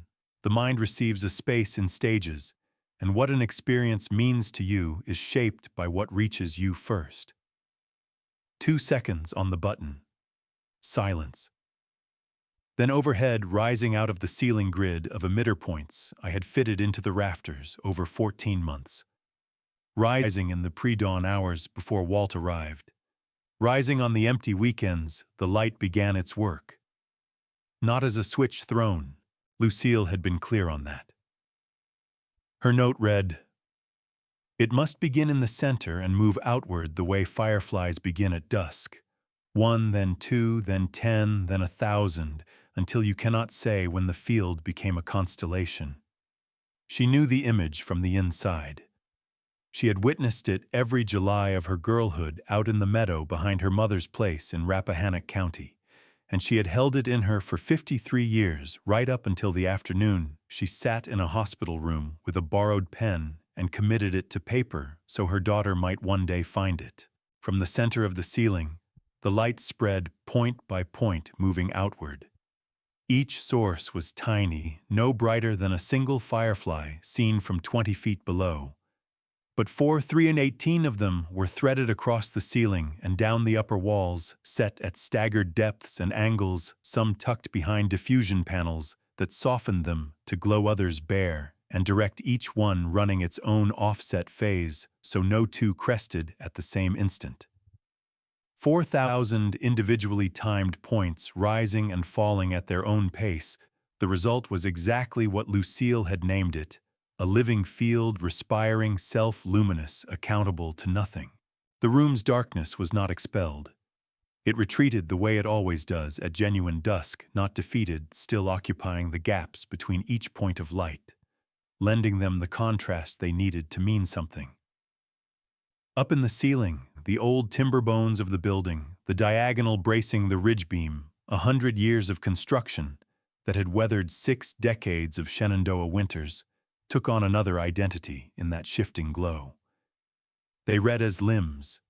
They read as the vaulted canopy of a hardwood stand seen from the forest floor, thick trunks climbing toward a ceiling of leaves. The laser array came to life next. 3 months had gone into that element alone, coordinating with a projection specialist out of Manassas, whose practice centered on theatrical, immersive environments, walking him through Lucille's descriptions, line by line, supplementing what her notes contained with what I carried from my own 2 visits to the field behind her childhood home. What he built was a layered system of green laser planes, angled, broken up, run through diffusion, that conjured within the ambient glow of the firefly grid the sensation of occupying a forest edge at the last moment before true night. The planes had no solidity to them. They resolved into fine, irregular strokes that imitated the way canopy gaps throw light, fractured organic. The floor was swallowed. The walls were swallowed. The room's boundaries ceased to render, and what replaced them was something that seemed to reach past the limit of what could actually be seen. Nora made a sound. Brief, unfinished, a breath that stopped before it completed itself, the involuntary sound of a body reacting before consciousness has caught up. I turned toward her. Her eyes were open. Somewhere in those 4 seconds, the light had pulled them open against her intention, and her face had tilted upward, drawn toward the slow drift of the firefly grid above. Her hands had left her jacket pockets. They hung now at her sides, palms rotated outward and forward, not extended, not grasping, only open. The posture of someone who has released their guard and is allowing what is coming to come. Then Lucille's voice filled the room. I had played the recording 11 times over 2 years. Every one of those listenings was alone in this room after dark. Every time I had held out for the point where I believed I might get through it without breaking. Every time I'd been wrong about that. What those 11 sessions had taught me was not endurance, but surrender. Not to fight the breaking, but to go completely motionless while it moved through me and wait until it passed. The voice didn't come from any one place. It wasn't a speaker. It was the walls. It was the air. It was the forest itself giving it back. Lucille had sent me out of the room before she recorded it. And I went, and she spent 40 minutes in there alone, and she never once mentioned how many takes the final version had cost her. What I had was the result. Her voice intact, nothing hesitant in it, carrying that specific warmth I had tried for 31 years to put into words, for people who hadn't been in the room with her and had never found the right ones. It said, "Nora, baby, do you remember our firefly forest?" And then it went on. What it said after that, I have no intention of repeating here, because those words were Nora's, had always been hers, particular and private. The careful accounting of a mother measuring what time she had left and choosing to spend it on the things her daughter most needed to be given. Not a list of counsel, not directions. Something harder to name and impossible to replicate, the specific, unrepeatable knowledge a mother builds over decades of loving one particular person. Observations that required a lifetime to gather and can only be absorbed by the one person they were made for. I stood there and watched my daughter take it in. I watched her face change, not crack, not fall apart, but shift the way a whole terrain shifts when a front moves through it, and you look around, and everything occupies the same coordinates, and nothing is recognizable in the same way. I watched her try to hold herself upright and understand gradually that standing the ordinary way was no longer available to her. I watched her go down one knee, then both slowly, the way something descends that carries no intention of falling, but has grown too full to stay upright. She pressed both palms flat against the concrete floor of the space her mother had designed from a hospital bed. Her shoulders began to shake. The sound coming out of her was the sound of something finding its way back to itself after a very long time away. Not grief by itself, not relief by itself, the enormous tangled sound of someone who has been lost and is lost no longer and is only now beginning to understand the distance they covered. I went down beside her. I placed my hand on her back between her shoulder blades and held it there. I didn't speak. I didn't try to cut what was happening short or steer it or make it easier. Lucille had spent 31 years teaching me that lesson, that the most useful thing you can offer someone who is carrying something immense is your presence unconditional and your faith that they are capable of bearing it. Lucille's voice said the last of what it had to say, and the room held only the sound of the forest. My daughter and I stayed like that for a long time on the floor of the barn, inside the light her mother had made for her. Inside the air her mother had chosen for her, inside the silence that followed the most important thing Lucille Hadley had ever said. Then, under my left foot, the floor moved. A mechanical shift, deliberate, a 12-inch square of concrete flush, with the surrounding surface rising on the pneumatic mechanism I'd set into the subfloor following the last of Lucille's specifications. She had called it the last room, a small sealed compartment temperature-controlled, reachable only from inside the main chamber, and only after the full activation sequence had completed. She had been clear that it should open on a time delay, triggered automatically, at the audio system's conclusion. She didn't want it opened by hand. She wanted the room itself to decide when the moment had arrived. The compartment rose 4 inches above floor level and stopped. Nora saw it. She lifted herself from the floor slowly, her palms still against the concrete, and looked at it. The way you look at something you had no idea you were waiting for. Resting inside on dark felt sat a wooden box, walnut, hand-worked, roughly the dimensions of a hardback book. A single word had been pressed into the lid with a hand tool, the letters patient and deliberate cut into the grain. Nora. She reached for it with both hands and lifted it from the compartment and held it in her lap. She sat there without opening it, her thumbs resting on either side of her name. The firefly lights moved above her in their slow drift. Her breathing had grown steady.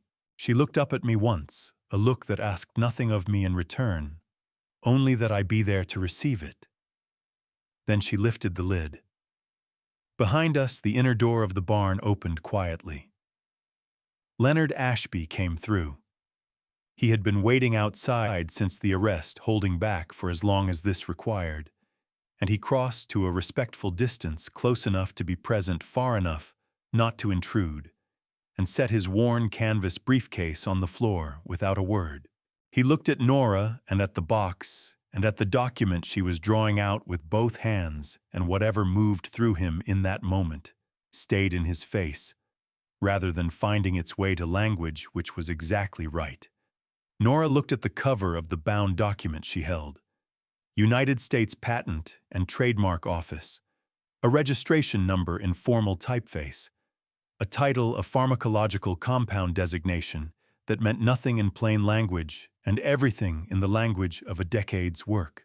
Below the title in the field marked inventor and rights holder, a single name, Nora Hadley.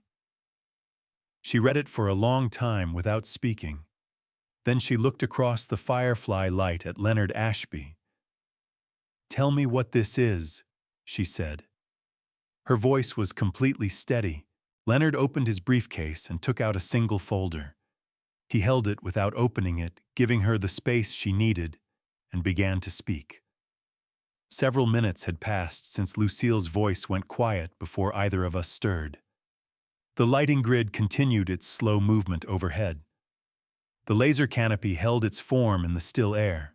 The scent of May rain had settled into the space, the way certain things settle, not quite fading, but ceasing to be an arrival, and becoming instead part of the air itself, the way a room carries the smell of a person long after they have gone.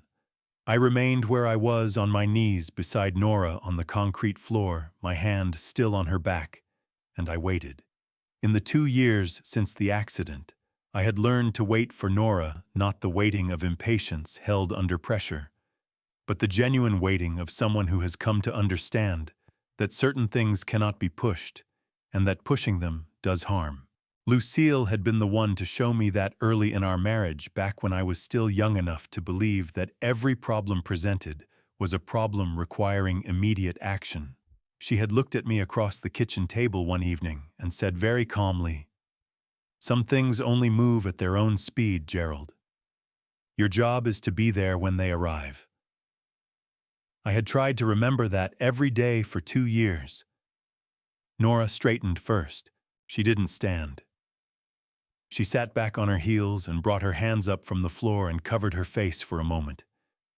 Then she lowered them and looked around at the room, the lights, the trees, the space her mother had drawn up from a hospital bed using a borrowed pen and a visitor's form, channeling the focused energy of someone spending what they had left on what mattered most. "She made this," Nora said. It was not a question. "And she made the design," I said.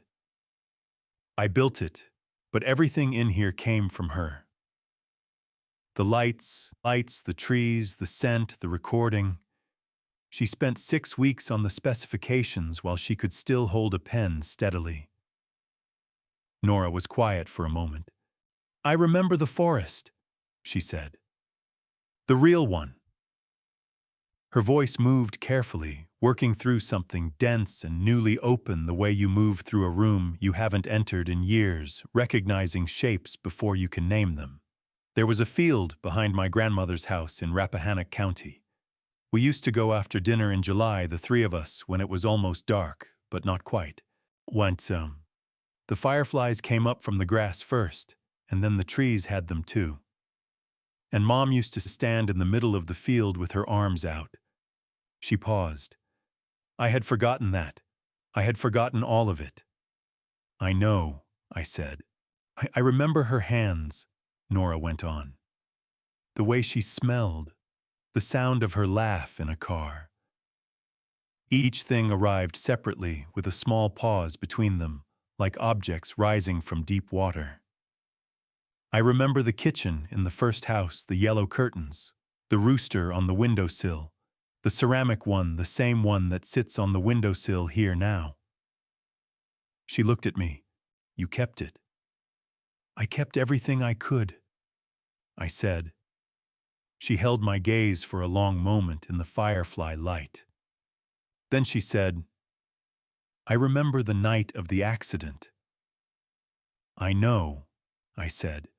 "You told me last night."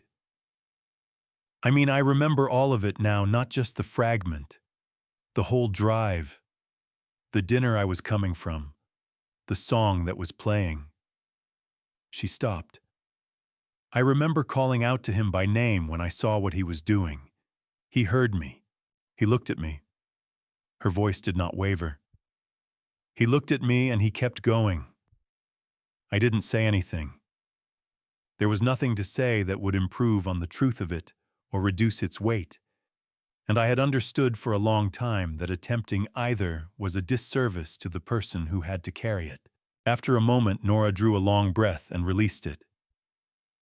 "Okay," she said quietly, not to me, not to the room exactly, but to herself or to the version of herself that had been moving through the past 2 years without the most essential things. "A single word of reckoning here is where we are. Here is what we know. Here is what comes next." She pressed her palms flat against the floor again, and this time used them to push herself upright. I rose beside her. The two of us stood in the middle of her mother's forest, the lights drifting overhead, and I thought about Lucille and about the 6 weeks she had spent with a pen and a legal pad, making this exact moment possible. What it had taken from her and what it had given back, I had no adequate way to weigh either. Then something moved under my left foot. Lucille's specifications had been clear on this point. The sequence was self-completing. The final element would deploy on its own after the recording ended, triggered by a built-in delay, no second input from me required. I had constructed it precisely that way. What I felt was not the building settling. It was a controlled mechanical action, a section of the subfloor moving with intention, originating about 18 inches to my left. Nora and I both stepped back and looked down. A roughly 12-inch square of concrete was ascending. Its existence was not a surprise to me. Lucille had described it in her written plans, the final element, the last gift the room had to give. What she had withheld from me was any detail about its contents. Her instruction on that point was simple. I would understand when I saw it. Nora would know what to do with it. And I was not to open it myself under any circumstances. I had kept that promise for 2 years. The section leveled off at about 4 inches above the surrounding floor. Resting inside on a square of dark felt was a wooden box walnut hand-worked roughly the length and width of a hardback book. The grain was one I recognized. Into the lid a single word had been pressed, with a hand tool not deeply carved, but incised with careful, unhurried strokes. The word was Nora. She went down on one knee and took the box up with both hands. She held it without opening it, her thumbs on either side of the letters, and the firefly lights drifted in their slow pattern above her. She raised her eyes to mine once briefly, a look that asked for nothing but my presence, and then she opened the lid. The barn's inner door swung quietly behind us, and Leonard Ashby stepped in from outside.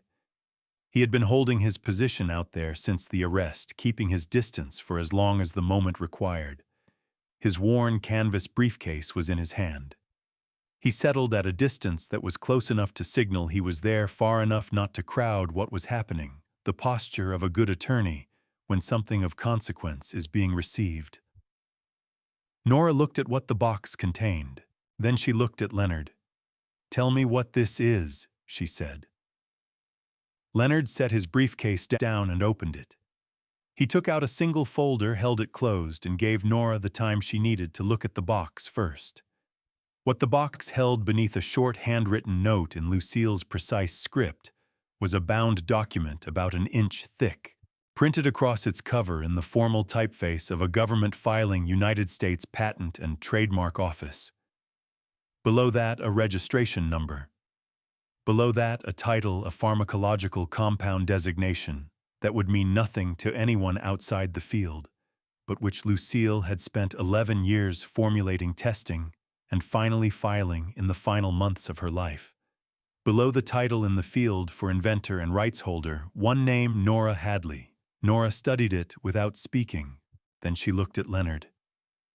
"Your mother filed the patent in your name 18 months before she died." Leonard said, his voice low. "She had been developing the compound for more than a decade, a neurological treatment protocol aimed at trauma-induced memory disruption. The clinical trial data is part of the filing. 3 pharmaceutical companies have reached out with preliminary interest over the past year. The registered valuation, based on current licensing projections, is $14 million. He let that sit. "The filing belongs to you. It has always belonged to you. No other party holds any claim to it under any circumstances." Lucille saw to that. Nora sat in the middle of her mother's forest box in her lap, document in her hands. Firefly lights moving above her, and read the letter Lucille had tucked inside. I didn't read over her shoulder. I kept my eyes on those lights and thought about Lucille and waited the way she had spent our whole marriage, showing me how to wait. When Nora finished, she refolded the letter on its original lines and drew it to her chest, both hands flat against it, eyes shut. She held very still. Then she looked up at me. "She wrote that the medicine heals strangers," Nora said, "but that I was always the one who healed her." I turned away for a moment. Above us, the firefly grid continued its drift, indifferent and luminous, the way things made with total care and total love, and no need for recognition, tend to be luminous. I waited until I was confident my voice wouldn't betray me. Then I turned back around. I told her the only thing that was true. "Your mother spent 11 years on that compound. She was working on it before you reached high school. After dinner, when she thought you were in bed, she'd sit at the kitchen table with her notebook open and a cup of tea that always went cold before she got to it." I stopped for a moment. "She told me once what put her onto it. Her own mother had a stroke that stripped her short-term memory. Lucille watched that happen and decided she was going to find something that could actually address it. Something that held up, I looked at the document resting in Nora's hands. She found it. She just ran out of time before she could see where it went. Nora was still seated on the floor, the box across her knees. She looked at the cover of the patent filing, then across at Leonard. 14 million. She said, not with disbelief, but with the measured tone of someone fitting a new fact into its proper place. That is the current licensing valuation, derived from the 3 preliminary inquiries we've received, Leonard said. He had retrieved 2 documents from his briefcase and held them without offering them to her yet. In concrete terms, the patent covers both the compound and the treatment protocol Lucille built around it. When a pharmaceutical company licenses the patent, they pay a royalty on each unit of the resulting drug they produce and sell. The $14 million figure is the projected total of those royalties across the patent's remaining life based on the market assessments we currently have. He paused. A projection, not a certainty. But the trial data Lucille submitted with the filing is solid. The compound fills a real gap in trauma neurology that the sector has been slow to address. The inquiries reflect genuine interest. Nora took this in with a slow nod. She was comfortable with precise language and with numbers, and she gave both the attention they were owed. "What do I need to sign?" she asked. "Nothing at this visit," Leonard said. "Your name is already on the patent. The registration has been active since Lucille filed it. What these 2 documents address is the transfer of administrative control, shifting day-to-day management of the filing from the estate's interim stewardship into your hands directly. Your signature is required along with a notarized witness, but that can happen at my office on whatever schedule works for you. The filing itself is secure in the meantime." He slid the documents back into his briefcase without making a production of it. Nora placed the wooden box on the floor and rose to her feet. The difference from 20 minutes earlier was visible. Not forced steadiness, nothing held against the pressure, but the unremarkable equilibrium of someone whose feet have found the floor again after a long period of searching for it. She picked the box back up and tucked it under her arm. "There's something I want to do with a portion of the licensing income," she said. "Once it starts coming in." Leonard waited without prompting her. "Mom's compound is designed for trauma-induced memory disruption," Nora said. "I spent 2 years as a person who couldn't get to her own history. I understand that condition from the inside, not from a file." She looked at the patent document. "I want a share of the royalties set aside in a dedicated research fund, focused on building out accessible treatment options for people who won't be able to pay commercial rates for the medication. Mom didn't develop this to generate revenue. She developed it because people were unreachable inside their own minds, and she thought she could help." She stopped. "I don't want the thing she made to become something only certain people can afford." Leonard was quiet for a moment. The silence of someone who has been present in consequential rooms for 40 years and can tell when a decision of real weight is being made, as opposed to one that only resembles it. "I'll draft the framework," he said. "You have every right as sole patent holder to designate royalty income for that purpose. We'll set it up correctly." He closed his briefcase, gave us each a nod, and made his way quietly toward the inner door. At the threshold, he stopped. "Lucille would have said the same thing," he said.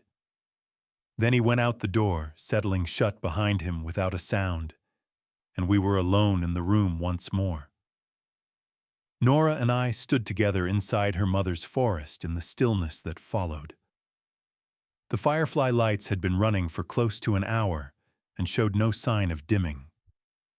I had engineered the system to cycle for 6 hours before needing a reset, a figure that had seemed reasonable during construction, and now seemed the way correctly made things often do exactly right. The laser canopy above held the same shape it had carried since the moment of activation. The scent had grown a little richer in the sealed air, the way rain deepens when it has been falling long enough, to stop being an event and start being a condition.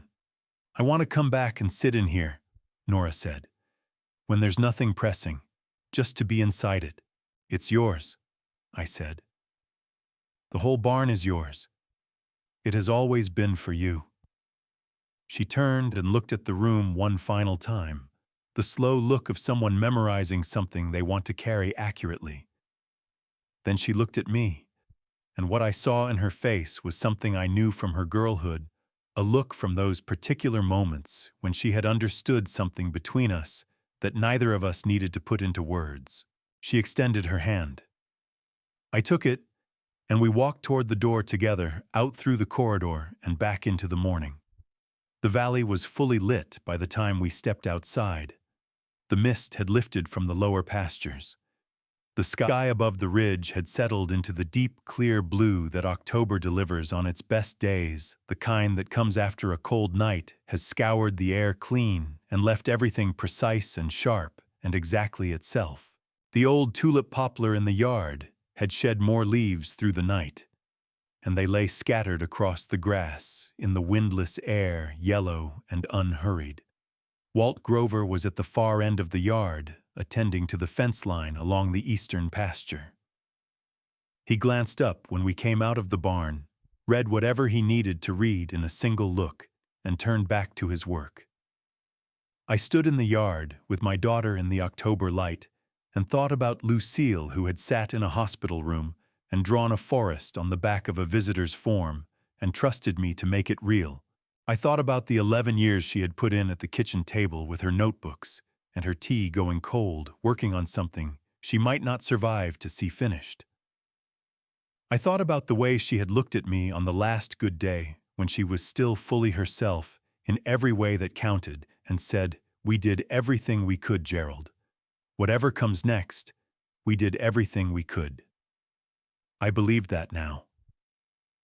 Standing in the yard with Nora's hand in mine, I believed it without reservation for the first time. "Dad," Nora said. "Yes. I'm hungry." I looked at her. She looked at me. And then in the yard of the Hadley farm on a clear October morning, with the tulip poplar dropping its leaves, and Walt Grover working the fence line, and the barn standing patient and quiet behind us, my daughter laughed. It was the laugh I knew, the real one, the one that had existed before. I had not heard it in 2 years, and I had been deliberate about not examining how much I missed it, because certain absences are too large to face head-on. I heard it now. "Yes. Come on then," I said. "I'll make eggs." We crossed the yellow grass back to the house together. I was on the porch before 5, as I always am. What was different was the quality of the silence. On the 4 mornings before this one, the quiet of the farm at that hour had been a working silence, something I was moving through with care, something that needed tending. This morning, it was simply still. The valley held its dark and its mist, and the particular suspended quality of the hour before dawn, and I stood in it with my coffee, and felt for the first time in longer than I could accurately account for that I was not required to be managing anything. I was only required to be there. I had called Harriet the previous evening. My younger sister had known the broad shape of things for some months. I had told her enough on our Sunday calls to explain why I seemed distracted, but not enough to give her something to worry about that she couldn't do anything about. Last night I had told her everything. She listened all the way through without cutting in, which was not her instinct, and when I finished, she was quiet for a moment, and then she spoke in the particular register she reserves for things that matter too much for her usual bluntness. "Lucille would be so proud of both of you, Gerald." I thanked her and said good night, and sat with that for a while before I could sleep. The screen door opened at 6:45. Nora came out in her socks and the gray sweater, carrying her tea, moving with the unhurried ease of someone who had slept fully and without interruption. She came to stand beside me at the railing and looked out at the valley where the first pale light was just beginning to peel the ridgeline away from the sky above it. She didn't speak right away. Neither did I. We had eaten eggs the morning before and talked for 2 hours at the kitchen table about Lucille, about the barn, about the years of deliberate preparation that had converged into a single morning. At some point, Walt Grover had come in for his usual coffee, taken a seat at the far end of the table, and listened without offering anything, which was his way of being part of something. The afternoon had settled in the way afternoons settle after large things have been resolved, not empty, but rested. Nora had called her doctor in Culpeper to report the memory recovery and arrange a formal neurological assessment. She had called Detective Dunning to confirm the next steps in the witness interview process. She had handled both calls steadily without strain, the way a person manages practical things when they are no longer spending the bulk of their energy simply on remaining functional. I had gone to bed at 9:00 and slept 8 hours straight. "Petra is coming this morning," Nora said, still facing the valley. "I texted her last night. She was already most of the way here." Petra Whitlow arrived at 7 in a mud-spattered Jeep Cherokee that she parked at an angle near the gate in the manner of someone who had not given parking a single thought. She was out of the vehicle before the engine fully quit. Tall, dark hair, loose jacket, half-zipped, crossing the yard, with the particular urgency of a person who has been afraid for someone they love, and is now converting that fear directly into forward motion. Nora went to meet her in the yard. They stood together for a long moment without speaking. Petra's arms around Nora's shoulders, Nora's face turned into her friend's jacket, and I watched from the porch and stayed where I was. Some reunions need an audience and some need to be left alone, and I had learned by now to tell the difference without being told. After a moment, they drew apart, and Petra looked up and found me on the porch. She lifted one hand. I lifted mine. That was all that was needed. Walt Grover materialized from the direction of the stable with the easy timing he always seemed to have, as though he had been quietly briefed on the morning's program and had simply positioned himself accordingly. He exchanged a nod with Petra, who had met him twice before, and went on about his fence work without drawing it out. The farm was finding its ordinary cadence the way farms do, without announcement, without ceremony, simply by continuing to be itself. I went inside and put on more coffee. By 9:00, the three of us were on the porch, Nora and Petra side by side on the old bench that had been against the house wall for 20 years, myself in my usual chair. The valley was fully open now, the mist gone from everywhere except the lowest ground, the hills wearing their October colors in the clean morning light. Petra had both hands around her mug and was looking out at the view with the expression of someone who had spent the past hour absorbing a great deal and was still sorting it into the right order. "The Thai footage," she said finally. "Carol Dunning confirmed it will be admitted. Leonard Ashby spoke with the prosecutor's office yesterday afternoon. I said they are satisfied with the chain of custody and the one-party consent documentation. It goes into the evidence package alongside the dash cam footage and Dale Corbett's incident report." Petra gave a nod. Her mind was working the way a lawyer's mind works, which was a significant part of why Nora had reached for her first.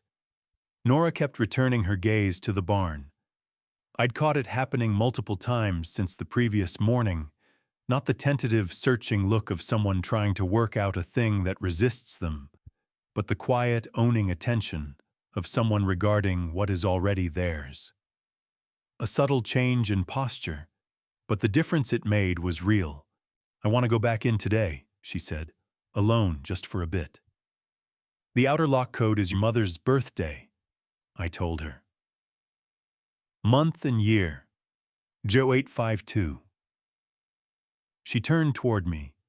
Something crossed her face, not quite surprise, but the recognition of a particular kind of forethought that operates at a level beyond the ordinary.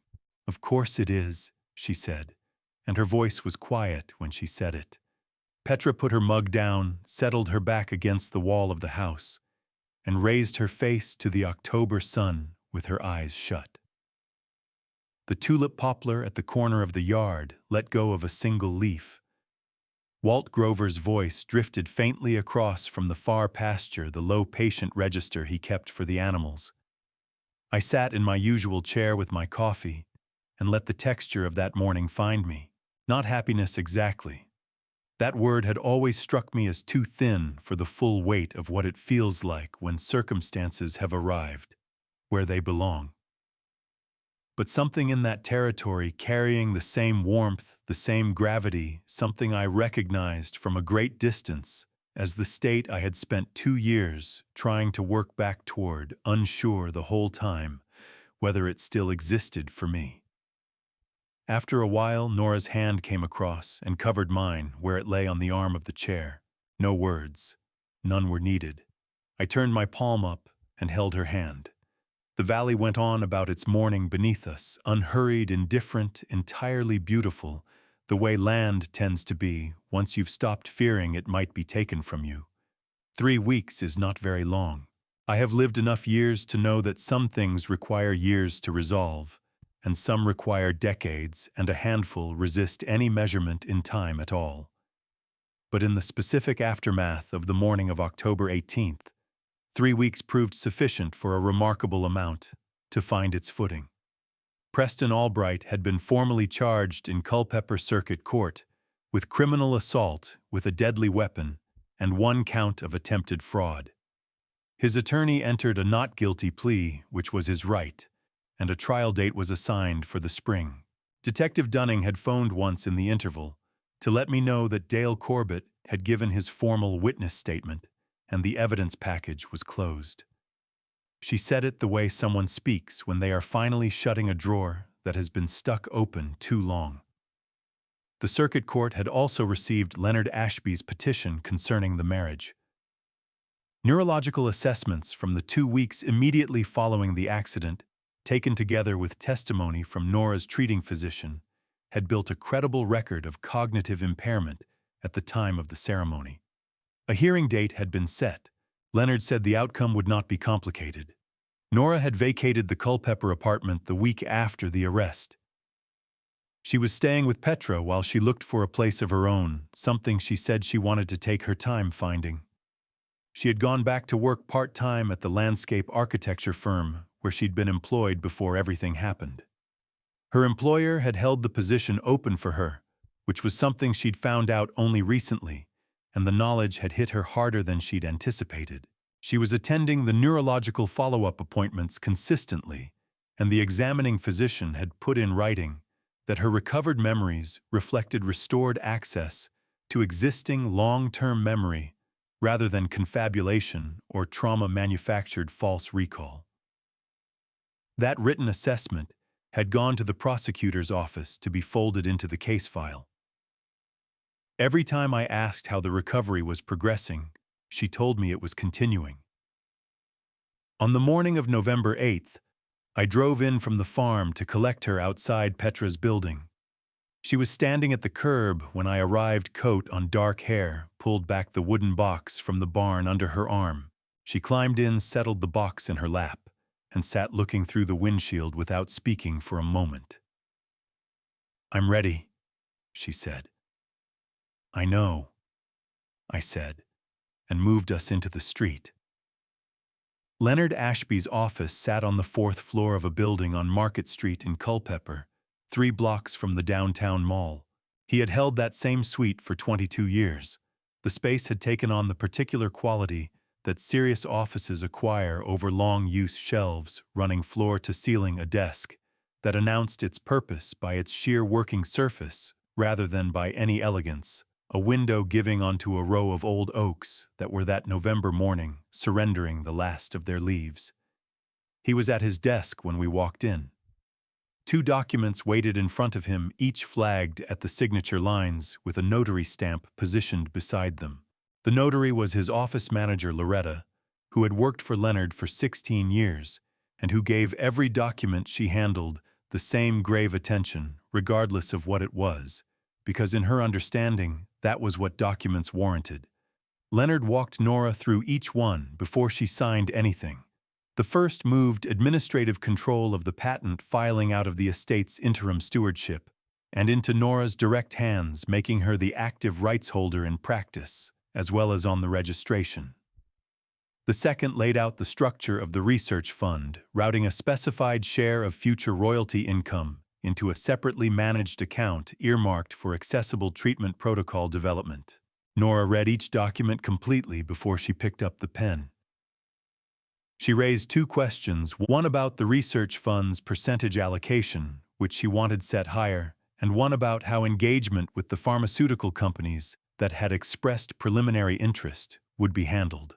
Leonard addressed both with precision, revised the percentage figure in the first document, as she directed, and said nothing further about it. She signed. Loretta notarized both signatures with the practiced economy of someone accustomed to the formal closing of consequential things. Someone who has understood over many such closings that the weight of the work belongs to everything that came before the pen touches the page.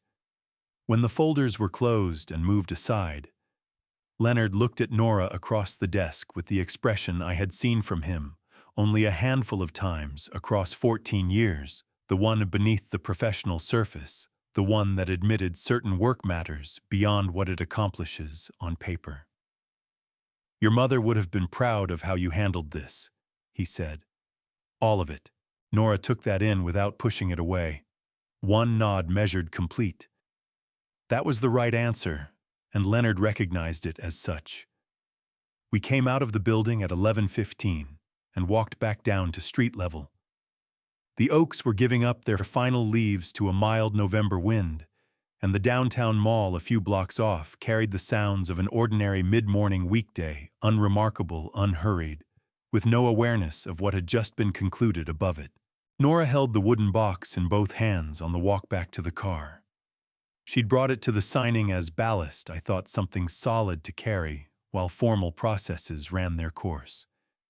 Now she carried it without the guarded carefulness of someone cradling something breakable. At the car, she paused and looked at me across the roof. "Can we go out to the farm?" she said. "Today. I don't want to go back to Petra's yet." "I was going to suggest that," I said. We got in and pulled west onto Market Street, heading toward the Bull Run Mountains and the valley on the far side.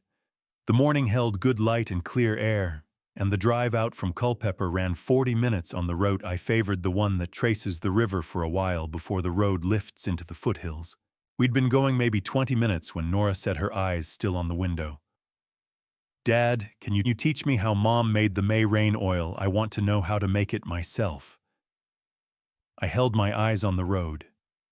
The recipe was in Lucille's handwriting in a small notebook, with a blue cover in the top drawer of my desk, back at the farm where it had lived for 11 years.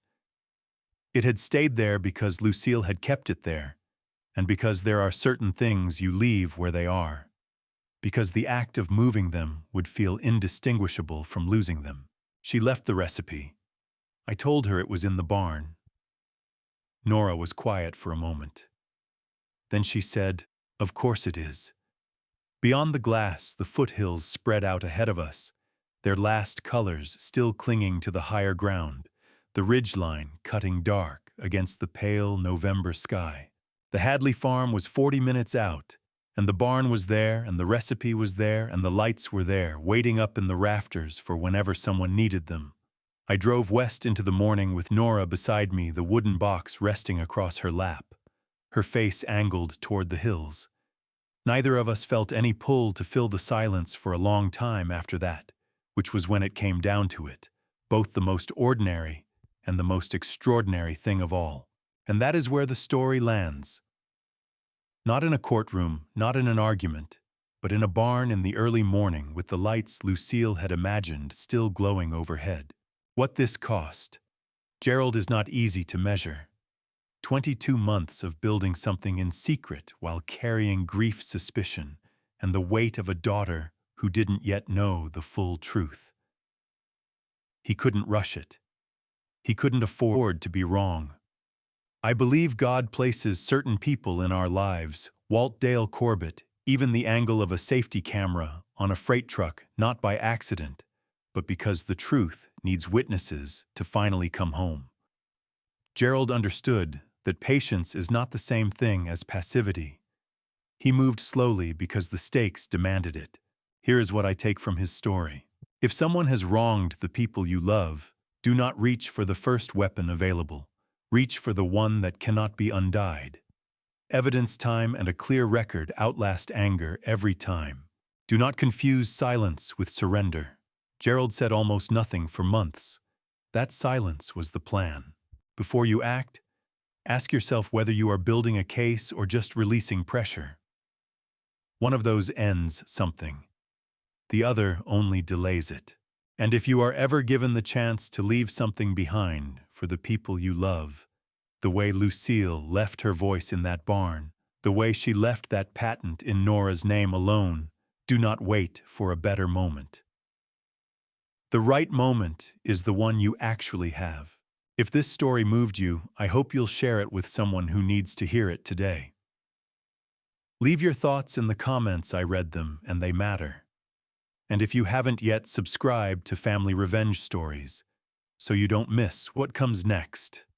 Thank you sincerely for listening all the way through. Take good care of yourself, and I'll see you in the next one.